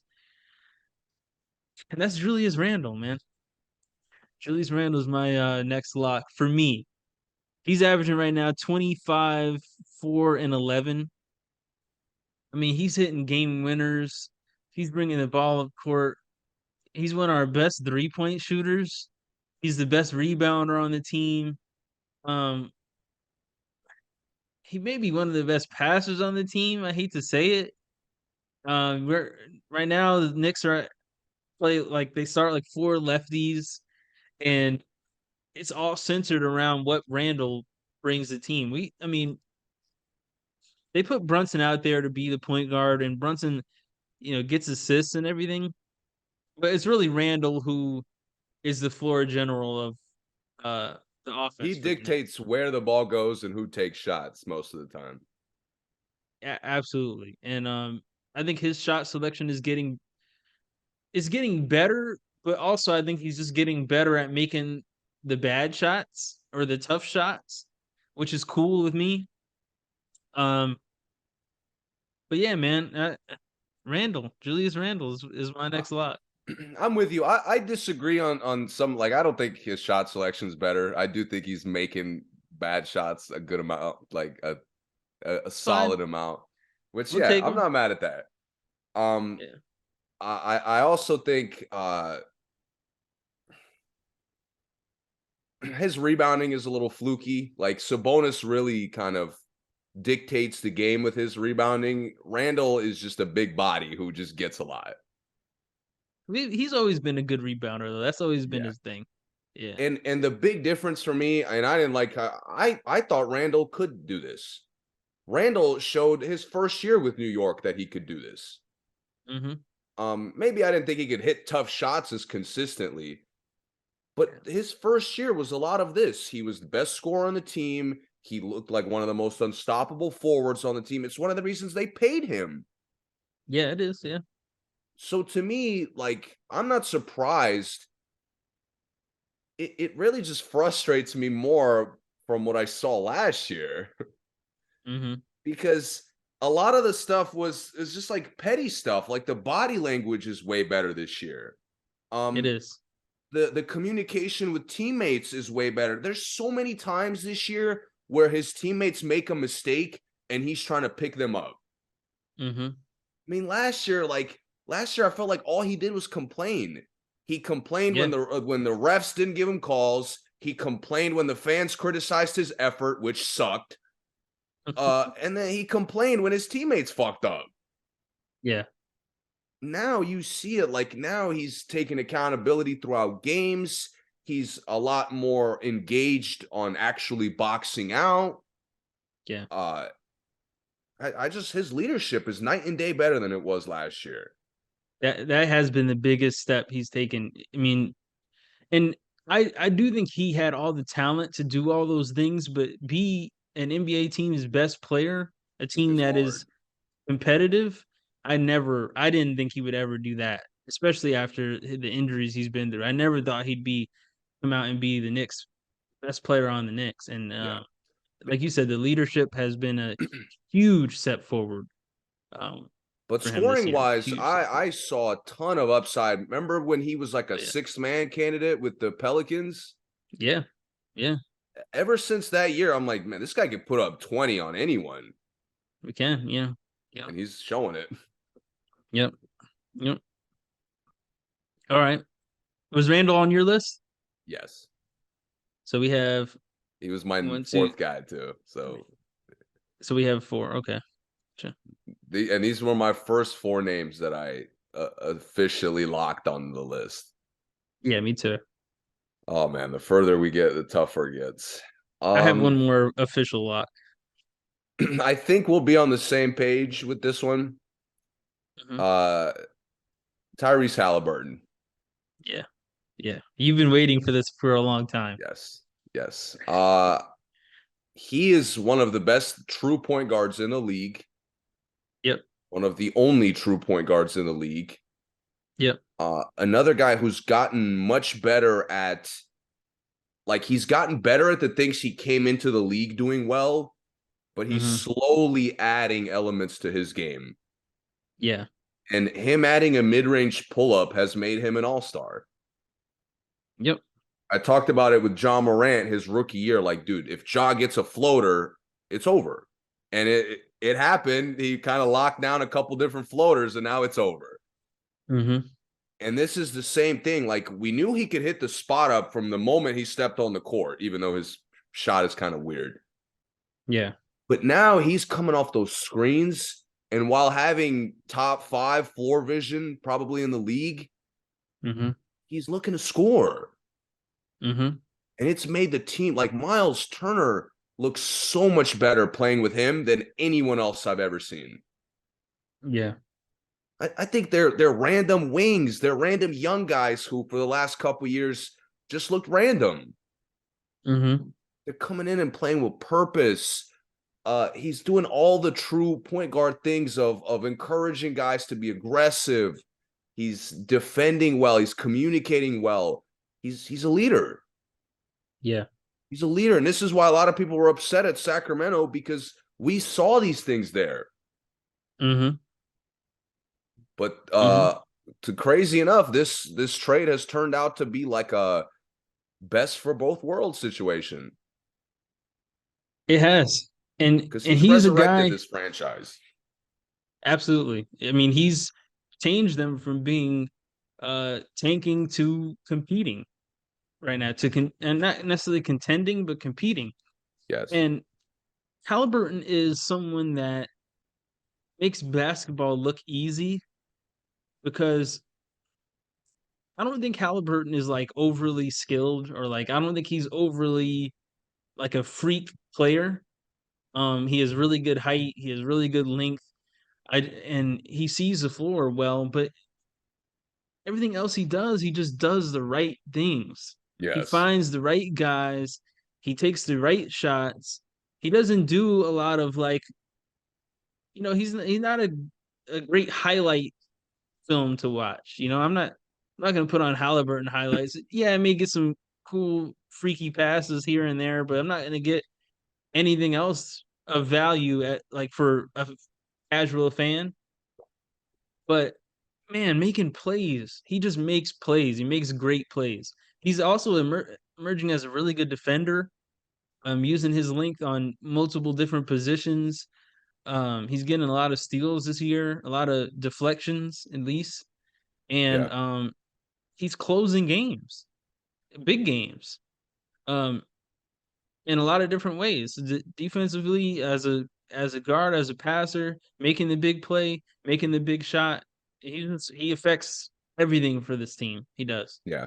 I also think Carlisle is one of the few coaches, the first coach maybe of his career, that has really taken the time to understand how he plays. This is the third year, Yeah.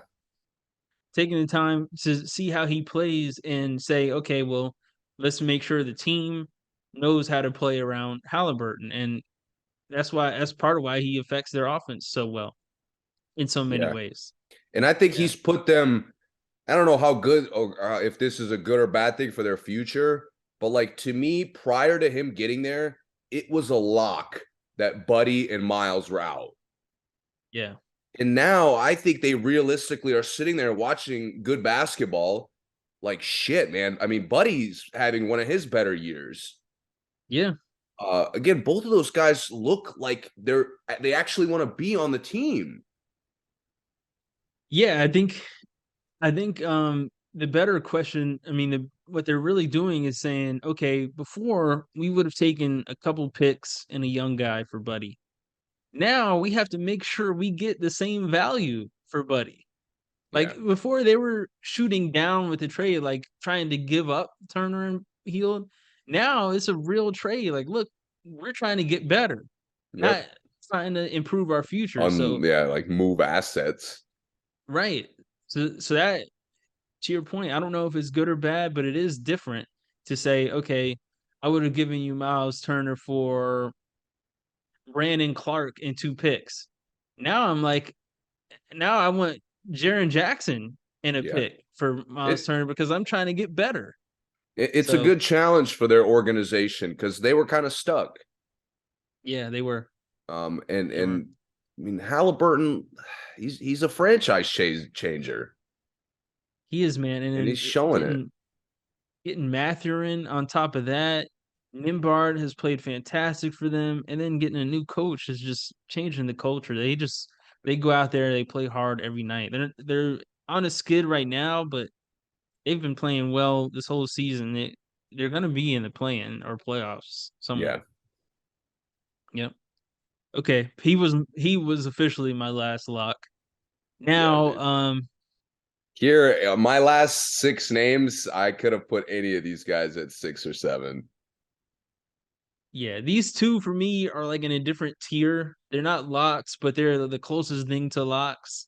My next two, and then the four after that, it was I was like, they probably could make it, but also I get them not making it at all. So Okay. this one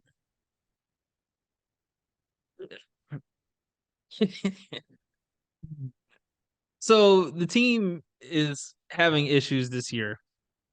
Really bad issues, a lot of chemistry problems. You could say that for all the rest of these guys, I'm pretty sure. But this team, well, I'll say this for this team, they haven't changed anything roster wise, really. So Oh, the, okay. Okay. I was the thinking of somebody different. issues are worse because overall the roster really hasn't changed. They've gotten more healthy, but it's clear that they probably do need to make a change. But as far as what he's been doing, he's been just as clutch. Oh, I didn't Uh, think you were going to this name. Okay. he's been just as clutch. He's still been getting buckets. He's still the best player on the team. And when we talk about their problems, we're talking about everybody but him. And maybe we're talking about how they play with him, but normally we're talking about, all right, they need to figure out this, and this, so they can play with DeMar DeRozan is my next name. Oh, I And was okay. Okay. I'm with you. uh, when we talk about the Bulls, we're never talking about DeRozan needs to do anything different. We're talking about, all right, Vucevic. We're talking about Levine. We're talking about why is Patrick Williams there. We're talking about them not having a point guard right now because Ball. Who knows when Ball is coming back? Another team with great depth. I still would argue that they're right there with the Clippers as far as depth, player to player. But when it comes to what DeRozan's been doing, man, he's still shooting 50% from the field, not shooting good threes, but still a 90% free throw shooter. He's still leading them in scoring, 26 points a game, 5 rebounds, 5 assists. He's still a steady guy that affects everything that this team does. He's still someone that you have to give it to in the fourth quarter. Still one of the most clutch players in the league. I just it's just tough because the team isn't good. But as far as a player, I still have him as one of the top 7 players. Well, top 13 players in the Eastern Conference. Yeah. I mean, to be honest with you, between the rest of my names, if I had to pick a lock, he'd be the only one. And that's And that's it's how I look at it too. more of like his proven track record of obviously how good he is. Hmm. And to your point, I mean, all of Chicago's issues, like they essentially have nothing to do with him. Yeah, I don't know if I could say that for any other star player in the league. on a team that has issues. Yeah. Yeah, yeah. I don't think I can either. Yeah, yeah. All right, my next name, and DeMar was in my 7. So this will Okay, be my last guy that made my list. okay. Another team that's dealt with a lot of struggle. They did make a major offseason acquisition. We might have the And same 7 then. yeah, I thought we would might. Uh huh. Uh and we were so sure that it was a great move. On paper, it was a great move. The roster around this player on paper is a solid roster. Uh, but this team is disappointed. That's arguable. The roster around the player. And that's my player's Trey Young. Yeah. And to be honest with you, the reasons he's an all-star above the other 4 names is the same as DeMar, because he's got Hmm. a proven track record of how good he is. Yeah. He's doing more of the same. He's the best floater in the league, probably one of the most explosive scoring guards in the league, Still probably the best assist guy in the league. Mhm. Uh, I mean, he's must watch. He is He's must must watch. watch. And the team, like the moment the team starts to struggle, they're not even trash. They're just struggling. Mhm. And the NBA fan base has like forgotten about him. We've forgotten about him. I mean, they just have never given him his credit. You think about it, he led the league in scoring and assists, overall scoring and assists 2 years in a row and hasn't been all NBA. That's just crazy. Think Insane. about as a player, you say, I'm leading the league in scoring, total points, and assists, and I'm not an all NBA. I'm not one of the top 15 players in the league. How is that even possible? But Trey's done it.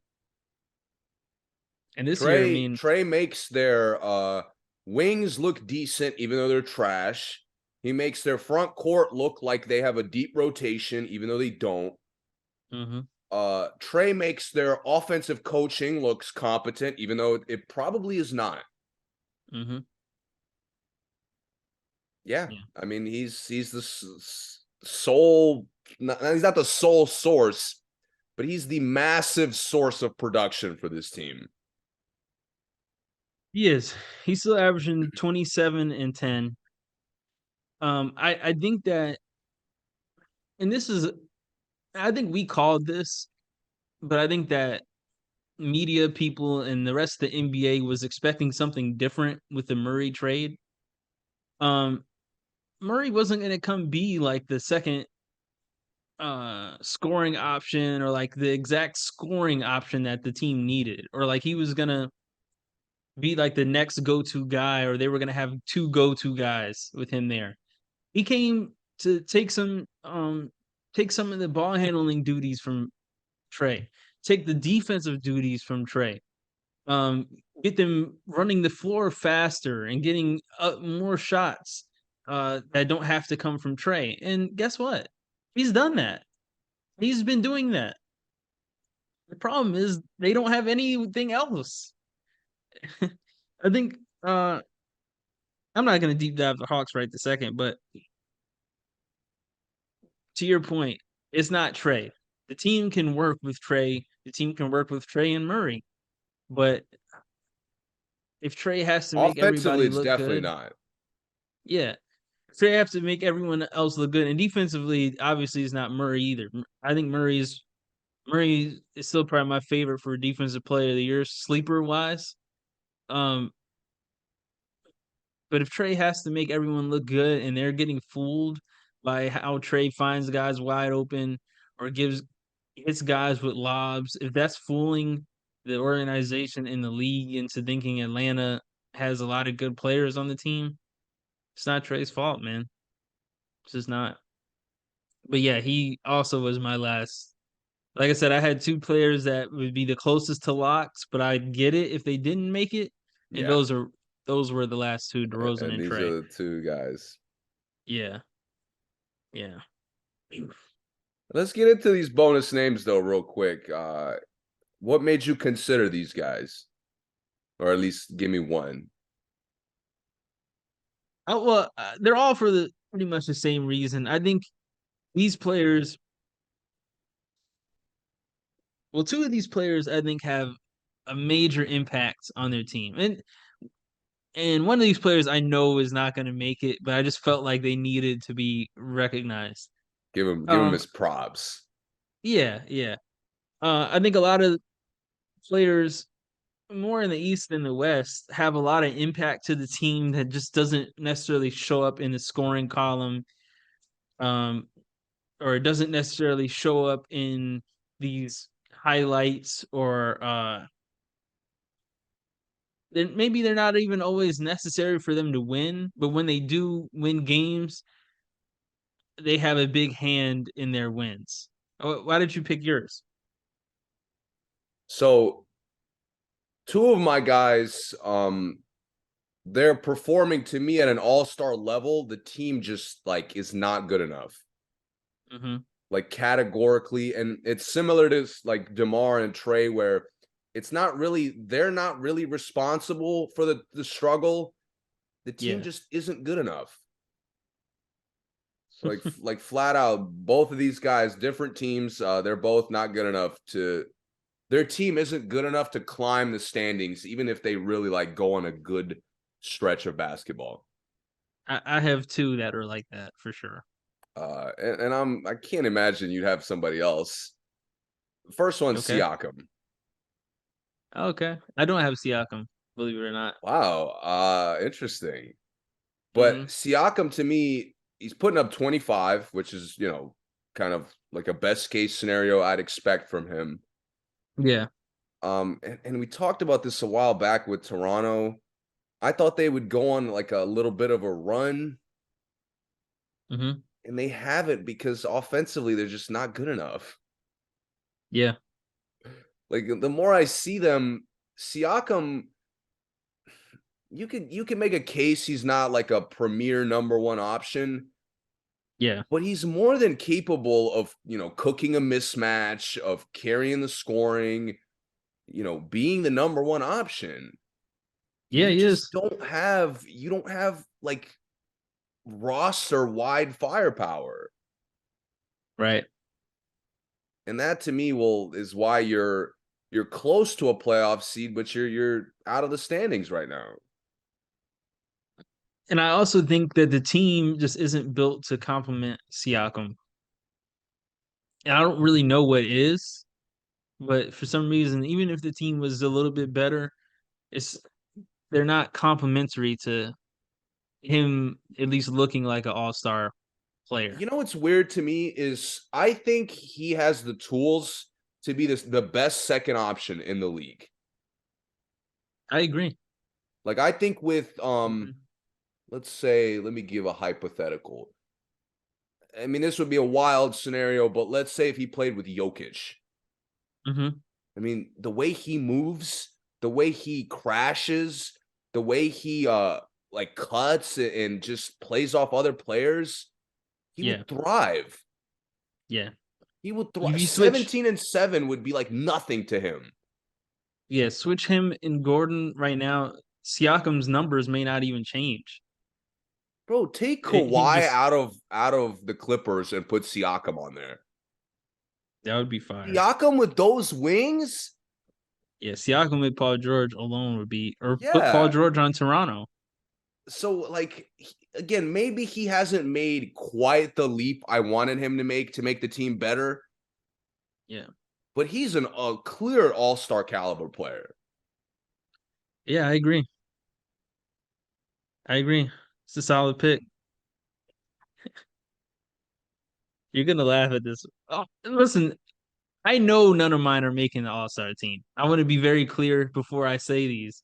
I know these are But see, outlandish. like I know. Siakam, if they were 5 games better, he would be an all-star to me. Oh yeah, he would. He would. Okay, but give me one of your names. I don't like the way you prefaced it because you're gonna throw out somebody I didn't expect. He's on your team. Oh, you're not talking about Kuzma, are you? Nope. Kristaps Porzingis. I Let me tell understand. you why. Let me tell you why. He's averaging 22 and 9 right now. Um, I think he's emerged back. He's reemerged as one of the more um I don't know how to say this without it sounding extreme, but he's a pretty good shot blocker again. I think he is. You guys have had a lot of injuries. The Wizards have had a lot of injuries. Beal this year is just completely inconsistent. I mean, he's going from making 5 threes one night. He doesn't even take any the next night, doesn't make any the night after that. His jump shot is spotty. Just as a scorer, he's become spotty. But the one player that really helps you guys win games has been Porzingis this year. And I think he's settled into a role as a big, as a stretch big, as um I think he more nights than not, he looks like the best player on the Wizards. then he does look like the third or second best player. And don't get me wrong, Kuzma has been on fire as a scorer. He's been playing great. But Porzingis has been really, really integral to any of you guys, any of the Wizards wins this year. And they're another team. If they 5 more games, I think Porzingis would be a lock. But he's not. You know what's funny You know, is Kuzma was my other name. For my two guys who are putting up all-star numbers. Now, Kuzma is more of a, I wanted to just shout him out because he's playing well. But to your point, yeah, if the Wizards were in the thick of the playoff standings, they yeah, could have two all-stars just off them playing well. they Uh, could. but Kuzma to me has been his perimeter scoring has been so crucial in a lot of the wins. Yes, In a lot yes. of the wins, he's putting up 30, 35. Like he's attacking like the go-to guy. Even now with Beal back, Hmm. he's still taking the most shots. He's looking to take the most shots. And and again, something I never imagined him consistently doing is playing under control. Yeah, I mean, watching him those first couple Lakers years, I thought he'd be like a full like a bench guy forever because me too. he takes wild shots. He's kind of a wild all-around player, great upside, but foul prone guy. But Hmm. something about him on the Wizards has corrected a lot of that. It has. It has. And he's looked great, man. I know the Wizards don't have a lot of good things this year to kind of get into, but other than Porzingis, he's been the only other consistent upside. He has, and it's kind of funny. The Wizards get roughly 70 points between uh Porzingis, Kuzma, and Beal every night. Um, you guys move the ball well. I think the other players are playing well. I just don't really get why you guys don't win games. Why the Wizards don't win games? Is it Uh, defense? can't defend. Monty Morris is too small. Our Yeah. our wings aren't like aggressive at taking open shots. Our Hmm. wings in general, like they're not enough of a scoring threat. Yeah. Uh, Kispert will play 35 minutes and like score 9 on 5 shots, and Hmm. it's just like Beal was getting doubled half the night. Why couldn't you get more shots off? Right. Uh, but the defense is the biggest problem. Defense, you guys lack depth too. I mean, after those three guys, it does get Yes. kind of spotty with the bench, but We almost lost. I mean, we're not good, but the season was almost entirely lost when DeLon Wright got hurt for a month. DeLon Wright. And I'm not joking. I know, yeah, I know what you're talking about. Yeah. I know the casuals are probably like, "Oh, Beal was out. Like that's why you guys weren't playing well." No. We stopped Hmm. playing well when DeLon Wright went out of the rotation. Right. So, Right. but Kuzma and Porzingis, I mean, they've played at a really high level this year. Hmm. Um, my next one, another Is this again, your I know last he's guy not or you got two more? I have two more. Okay. Um, again, I know this is wild, and his situation is more of a step forward for his role on a team to be where the team is now, and that's Jalen Brunson. He got traded to the Knicks. Hear me out. He got traded to the Knicks, thrusted into a starting role. He's averaging 22 and 6 right now. He's had 40-point games this year. He's had multiple 30-point games this year. He's a 6-foot point guard who is becoming one of the best point guards in the Eastern Conference. Um, don't get me wrong, he's not doing what I wish he would be doing on the Knicks, but as much praise as I gave Randall, I have to give Brunson a lot of praise for the Knicks being where they are. I think that as a number two, he's definitely in the top four as far as his impact to the Knicks to the team winning. I'm saying for all number Mhm. twos in the East. Yeah. Yep, so yeah, I don't have much Yeah, else to say I'm about with you. Brunson. I think a big step forward for him.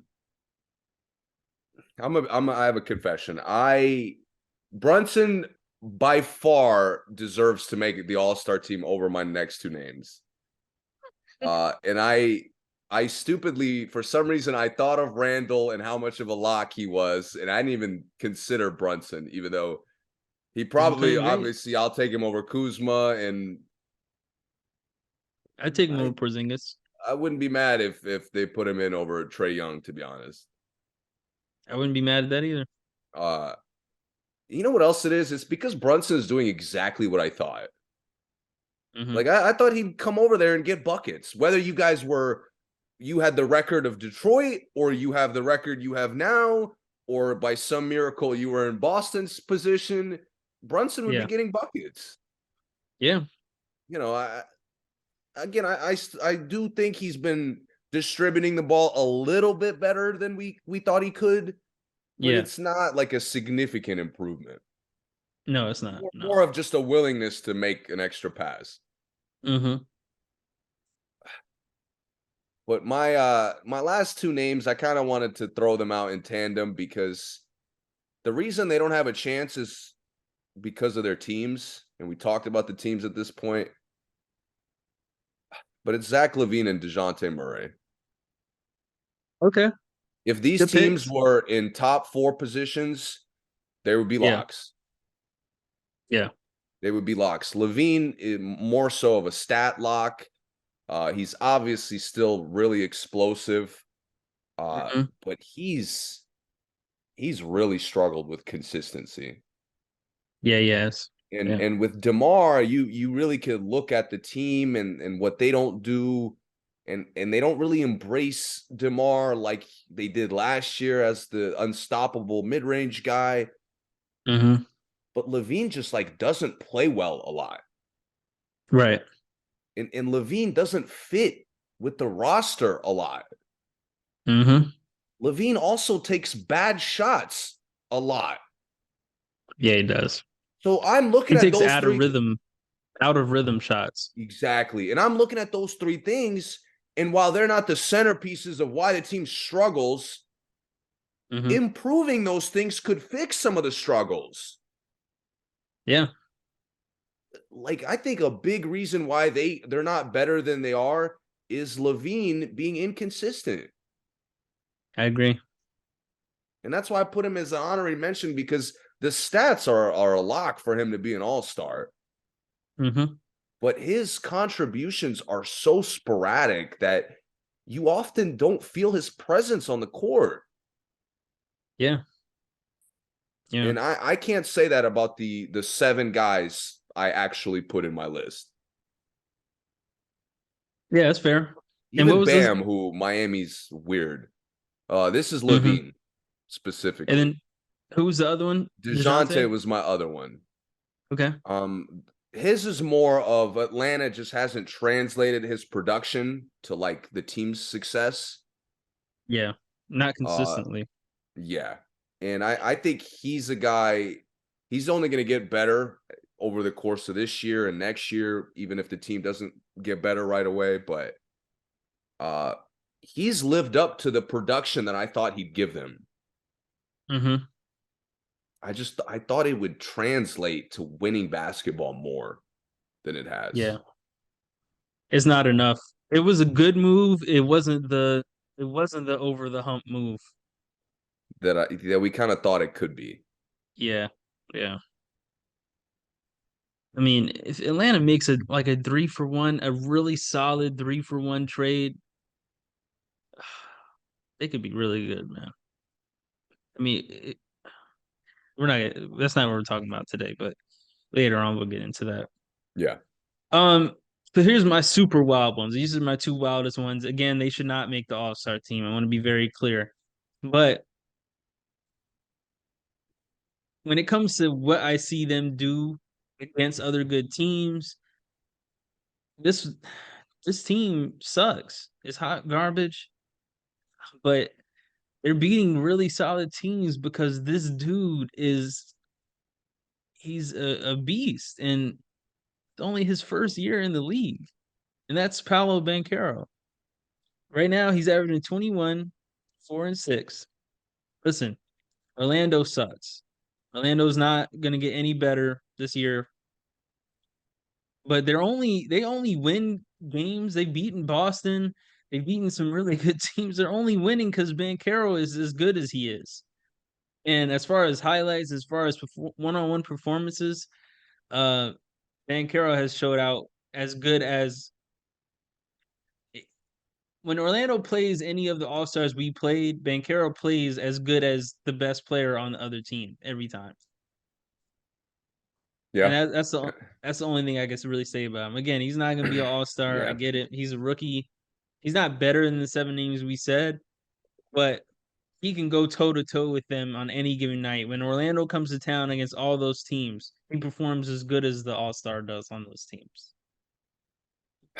Yeah, man. Orlando sucks so bad. I haven't watched him in this calendar year. I know that.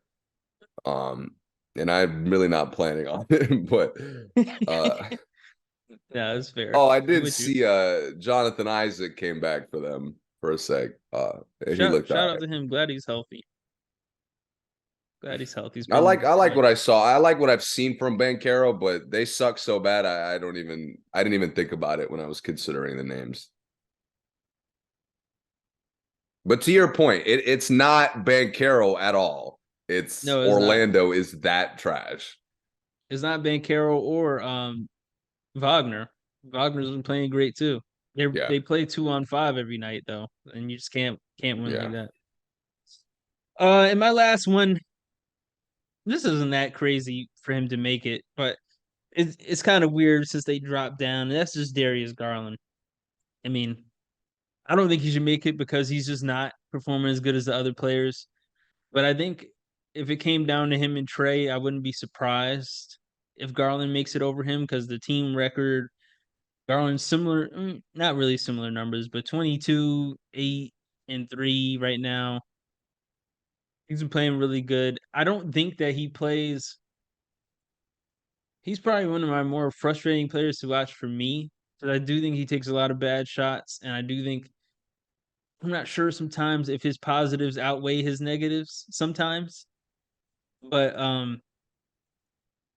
Cavs, man, the Cavs are knocking on the door on top 2 seeds in the East, and big part of it obviously is because Donovan Mitchell, but Garland being that number 2 guy played really great last year. He just kept it up this year, even with the change of their go-to guy, because he was kind of their go-to guy last year, and now bringing Donovan Mitchell and you thought his numbers would drop way down, or at least um, he'd have a rough time adjusting. And part of it is because Donovan is so good, but it's been a smooth adjustment for Garland. So Yeah, man. I feel like he dribbles a little too much. he does. Especially when the sets break down. I wish he could create a shot a little quicker. Yeah. Um, Another out of rhythm. He shoots out of rhythm a lot. but this is, Donovan just got there. It's their first year. He missed a bunch of the games early on, so I'm not mad at the growing pains. Again, we'll probably have to deep dive them in the playoffs. Yeah. But the fact that we can safely go to the playoffs and then talk about it means Cleveland's on the right track. Yeah. And the trade deadline is approaching pretty quickly.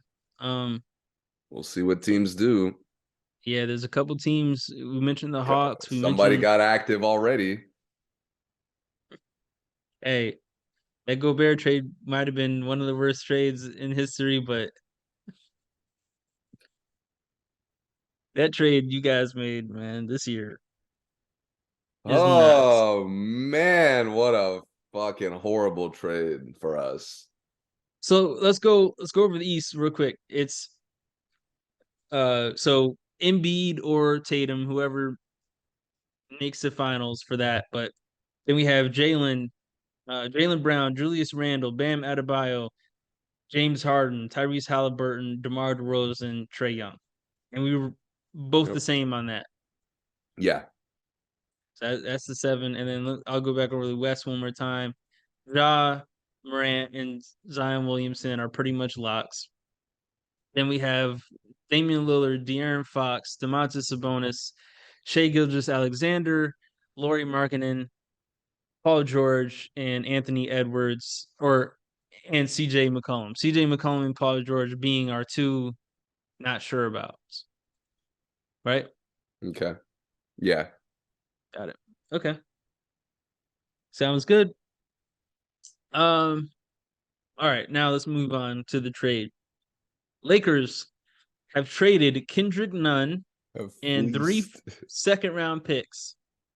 3 second round picks for Rui Hachimura Uh, from the Wizards. I can't even. What's your thoughts? I'll talk about it from the Lakers' perspective. I love it for the Lakers No, we know what it does for the Lakers. Talk about it for the Wizards. Why did you trade Rui, first of all? because Kuzma is so good that we can't play Rui as much as he probably wants to play. You think I don't think they have to play the same position, do they? I mean, just hearing that as a reason. I don't know if that's like that's what all the local outlets have said. Yeah. I mean, that's just like a fire the head coach now explanation to me. Why wouldn't you guys get a point guard that you actually need, not Kendrick Nunn? You guys have Will Barton, don't you? I sent you that list of our fucking moves the last like 7 years. So you know why. We're a fucking cheap organization. We don't have good basketball minds in the fucking rooms making these decisions. Right. And like there's no drive to get better. Right. All right. Wizards suck. Now back to the Lakers. I'm not sure that really helps the Lakers that much. What? I'm not sure. I don't see it. What do you I mean? don't see it. He plays LeBron and AD's position. I mean, and they're a lot different than Kuzma. They do a lot more than Kuzma does. Kuzma just scores. LeBron does everything. LeBron plays 40 minutes a night. I think the Lakers just stole. First of all, I Oh, like that they give up 3 second-round picks because it seems expensive, but it shows that they're not just sitting there like, oh, LeBron, it's your fault that we're not that good. You figure it out. Like, no, you're a fucking front office. You're not that far away from competing. You should be making moves to get better. we'll agree that is a steal. I feel like that's obvious. It was definitely a steal. But is it a steal that actually moves the needle for them? That's what I'm not sure about. Yes. I mean, Okay, look, tell me. the Tell me. needle for them just to move requires like, the last playoff spot that doesn't have to go to the play-in. Yeah. Like that's a needle for them. So let's say just for the hypothetical, their best case scenario, they're 6th seed. Okay. Hachimura is a defender. They're desperate for those. He's a Yeah. versatile defender. They're desperate for those. He's a high percentage open shot maker. They're desperate for those. He's a good cutter because he plays with ball hogs. So he's gonna fit right in on LA. Does he do anything that Troy Brown Jr. doesn't do? He rebounds better. He finishes inside better. He shoots free throws better. He's a more reliable corner shooter. He's more aggressive. He's more confident. What do you mean? He brings the ball up. He brings the ball up and starts the plays. I've never seen Troy Brown do that in his life. This is the difference between how me and you were looking at this. I know Rui can do all those things, but will he do them for the Lakers? I don't think so. Not a single thing you said. I don't think the Lakers will have him doing that. Not saying that Rui isn't capable of it. He definitely is. And I've been begging for the Wizards to use him more all this time. But Will they let Rui, Rui bring the ball up court? Absolutely not. Will he get a if chance Rui to get a lot of plays, rebounds? Absolutely not. Will LeBron kick it out to him in the corner? Probably not. yes. What do I you don't think so. mean? I don't think so. Bro, I've I never don't think he'll seen be out there. LeBron. First of all, LeBron not kicking out to an open corner shooter is not a realistic situation. I don't think I well let me put it this way. Will Rui be the guy in the corner for LeBron to kick it out to him? Yes. That's what I Yes. don't think. I don't think so. Rui's going to be in their playoff closing lineup if they go to the fucking playoffs. It'll be between Uh If Bryant isn't tripping and is not hacking, their best case scenario, they got to go big either with Bryant and AD or with Hachimura and AD. I agree. What's the Especially problem? defensively. I'm not saying Hachimura is Defensively, not going to be, he's not doing what Kuzma did in their bubble run. He's not doing that. oh, of course not. I'm not saying Hachimura is going to be the third best player by any means. I just don't But they don't know. need him to be. No, I said I'm not saying he is. I know they don't need him to be. I know he won't. I I'm just think I think I don't just come. know. Let's say they don't kick it out to him. Let's say maybe if they do kick it out to him, he doesn't shoot well because Laker fans are like, "Yo, make your fucking shots." And nobody in DC does that. Mhm. That being said, if the fact that he's not a weak link defensively is already a needle moving move. That's true. Now, like Defensively, having another it's a great rotation move. piece who you could put out on starters. Yeah. I mean, bruh, enough with the fucking Juan Toscano Anderson. Really?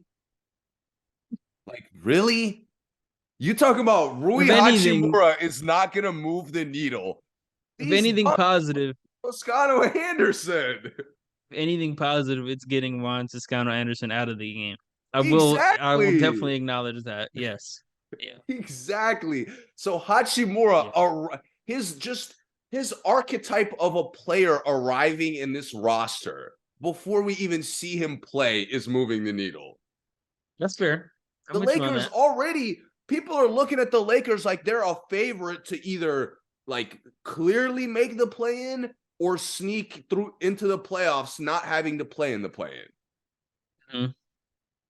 And, Yeah. and some of that is Anthony Davis coming back. I think they could disappoint even with Hachimura playing well, Yeah. but that's a conversation for another day.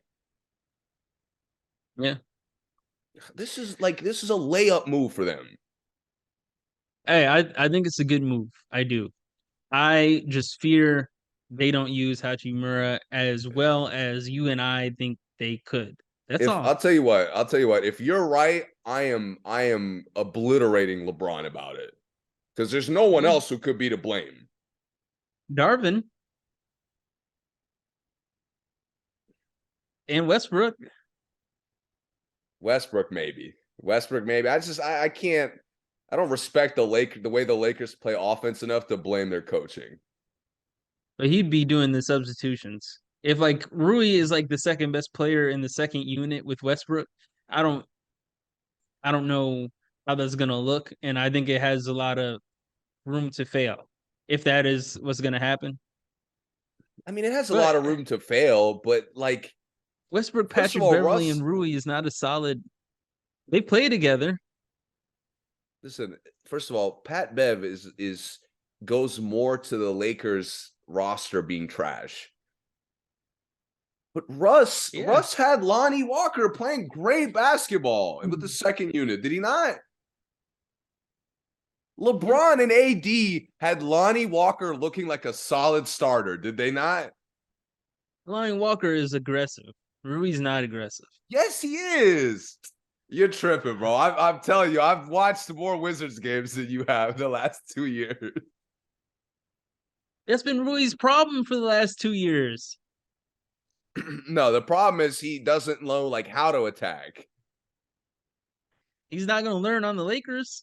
On the Lakers, it's easier. On the Lakers, you dribble less. All right, we'll see. We'll see. We'll see. You have You'll confidence never, bro. in the trade. I don't. On the Wizards, he had to bring the ball up. Like, why would you make him do that? You guys don't have a point guard. Exactly. On the Yeah, Lakers, LeBron will take care of that. Russ will take care of that. You'll never have to do it. that's true. So It's I true. think his role is more defined. I'm with you that it has a lot of room to fail. I just don't see Hachimura's impact like leading to that failure. I I agree with that. I think my only issue is I'm not sure how much impact he's going to get the chance to show. That's it.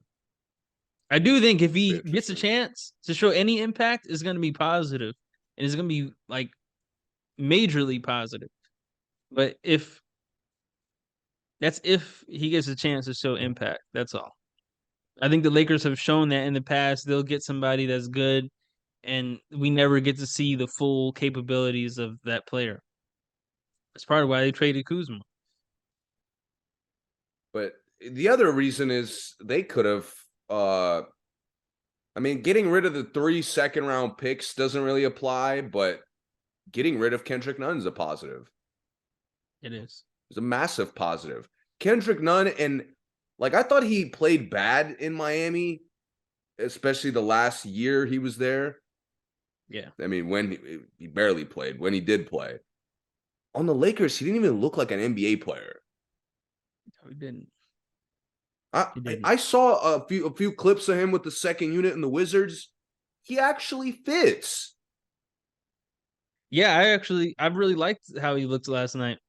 Yeah, he's going for steals. He's attacking. Like he fits with us so much better. I mean, obviously we're an entirely different situation than them, Mhm.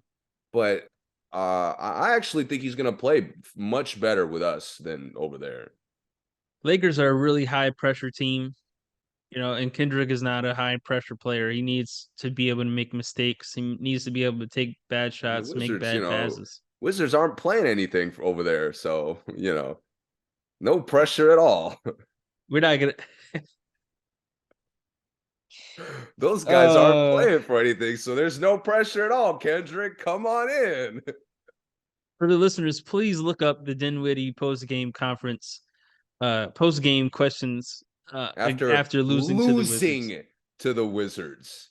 Yeah, we're not gonna get into it, but I'll just say off mic, Mike was not happy about that for all the listeners. But um, Oh man, we've done enough post game interview deep dives. Not today, yeah, we have. Is there anything else NBA to talk about? man. The injuries are starting to hit the league pretty hard. Yeah, they are. They are now. I mean, there's a few teams with multiple players out Yeah, man. going into All Star break. That's tough. I hate to be the hater, but I mean cutting the season 10, 15 games might be the move. Oh no.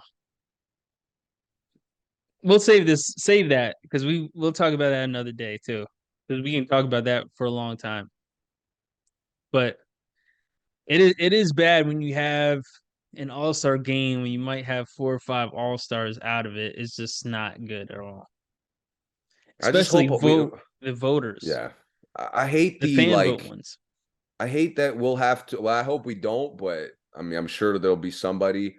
I don't want to see Mhm. like the one sub and then another sub and then the fucking third. Like we need a third sub because like this many guys are out to the point where same example as always, Kyle Korver with the fucking Hawks.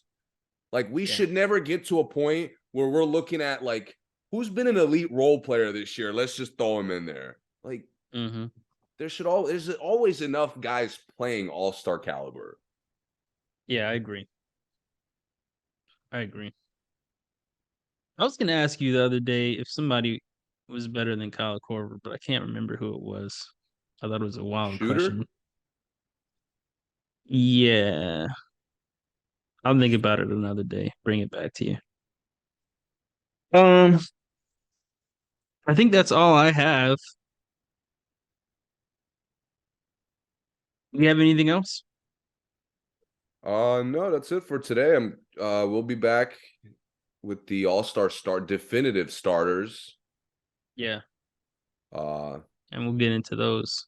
and Talk a obviously little bit about the those. NFL conference championship games. Definitely deep dive those. Let me ask you this real quick. Out of the All Stars we just said, who would be the biggest snub? Who do you think is the biggest snub alert? Interesting. Because keep in mind, we gave 7 without those guys. So that means John and Zion are definitely going to make it. But if they don't, I mean, if Ja's going to be playing, but Zion might not play because he might be hurt too. So that leaves one more. So yeah, who do you think would be the biggest snub? I mean, That's just in the West. in the West, it would be either Fox or Dame. Both would be snubs. You think Damian might get snubbed? Yeah. Fox is I think Fox is a Fox. third seed. Shea's averaging 30. Ja, Luca, Steph, PG's obviously going to get in off the rep. CJ should get in because the team started off the year hot.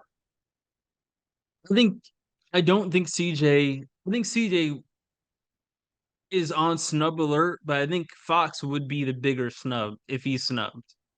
I think Fox is also on snub alert, but I think Fox would be the bigger snub. I think Dame would make it similar to PG. It's just the rep.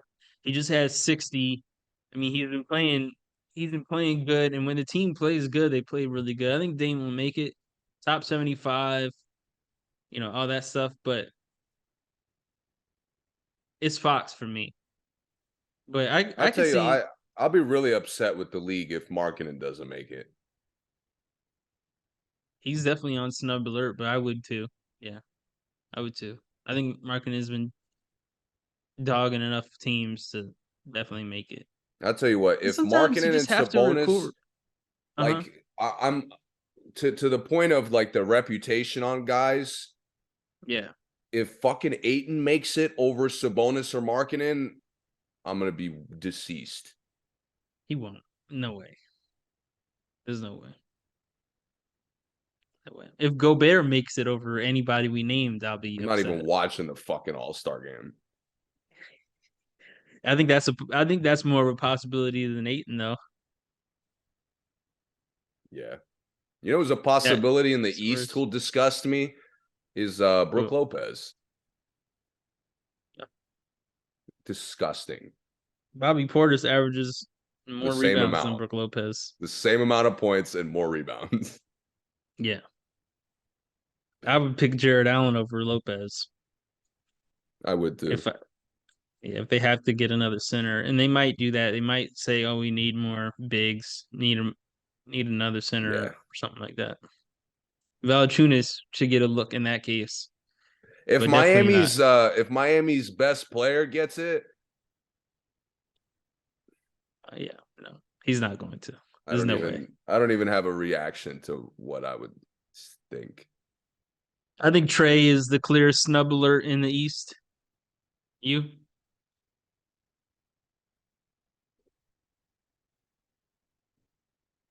Trey or Mm, DeRozan? I think it's more Tyrese and DeRozan.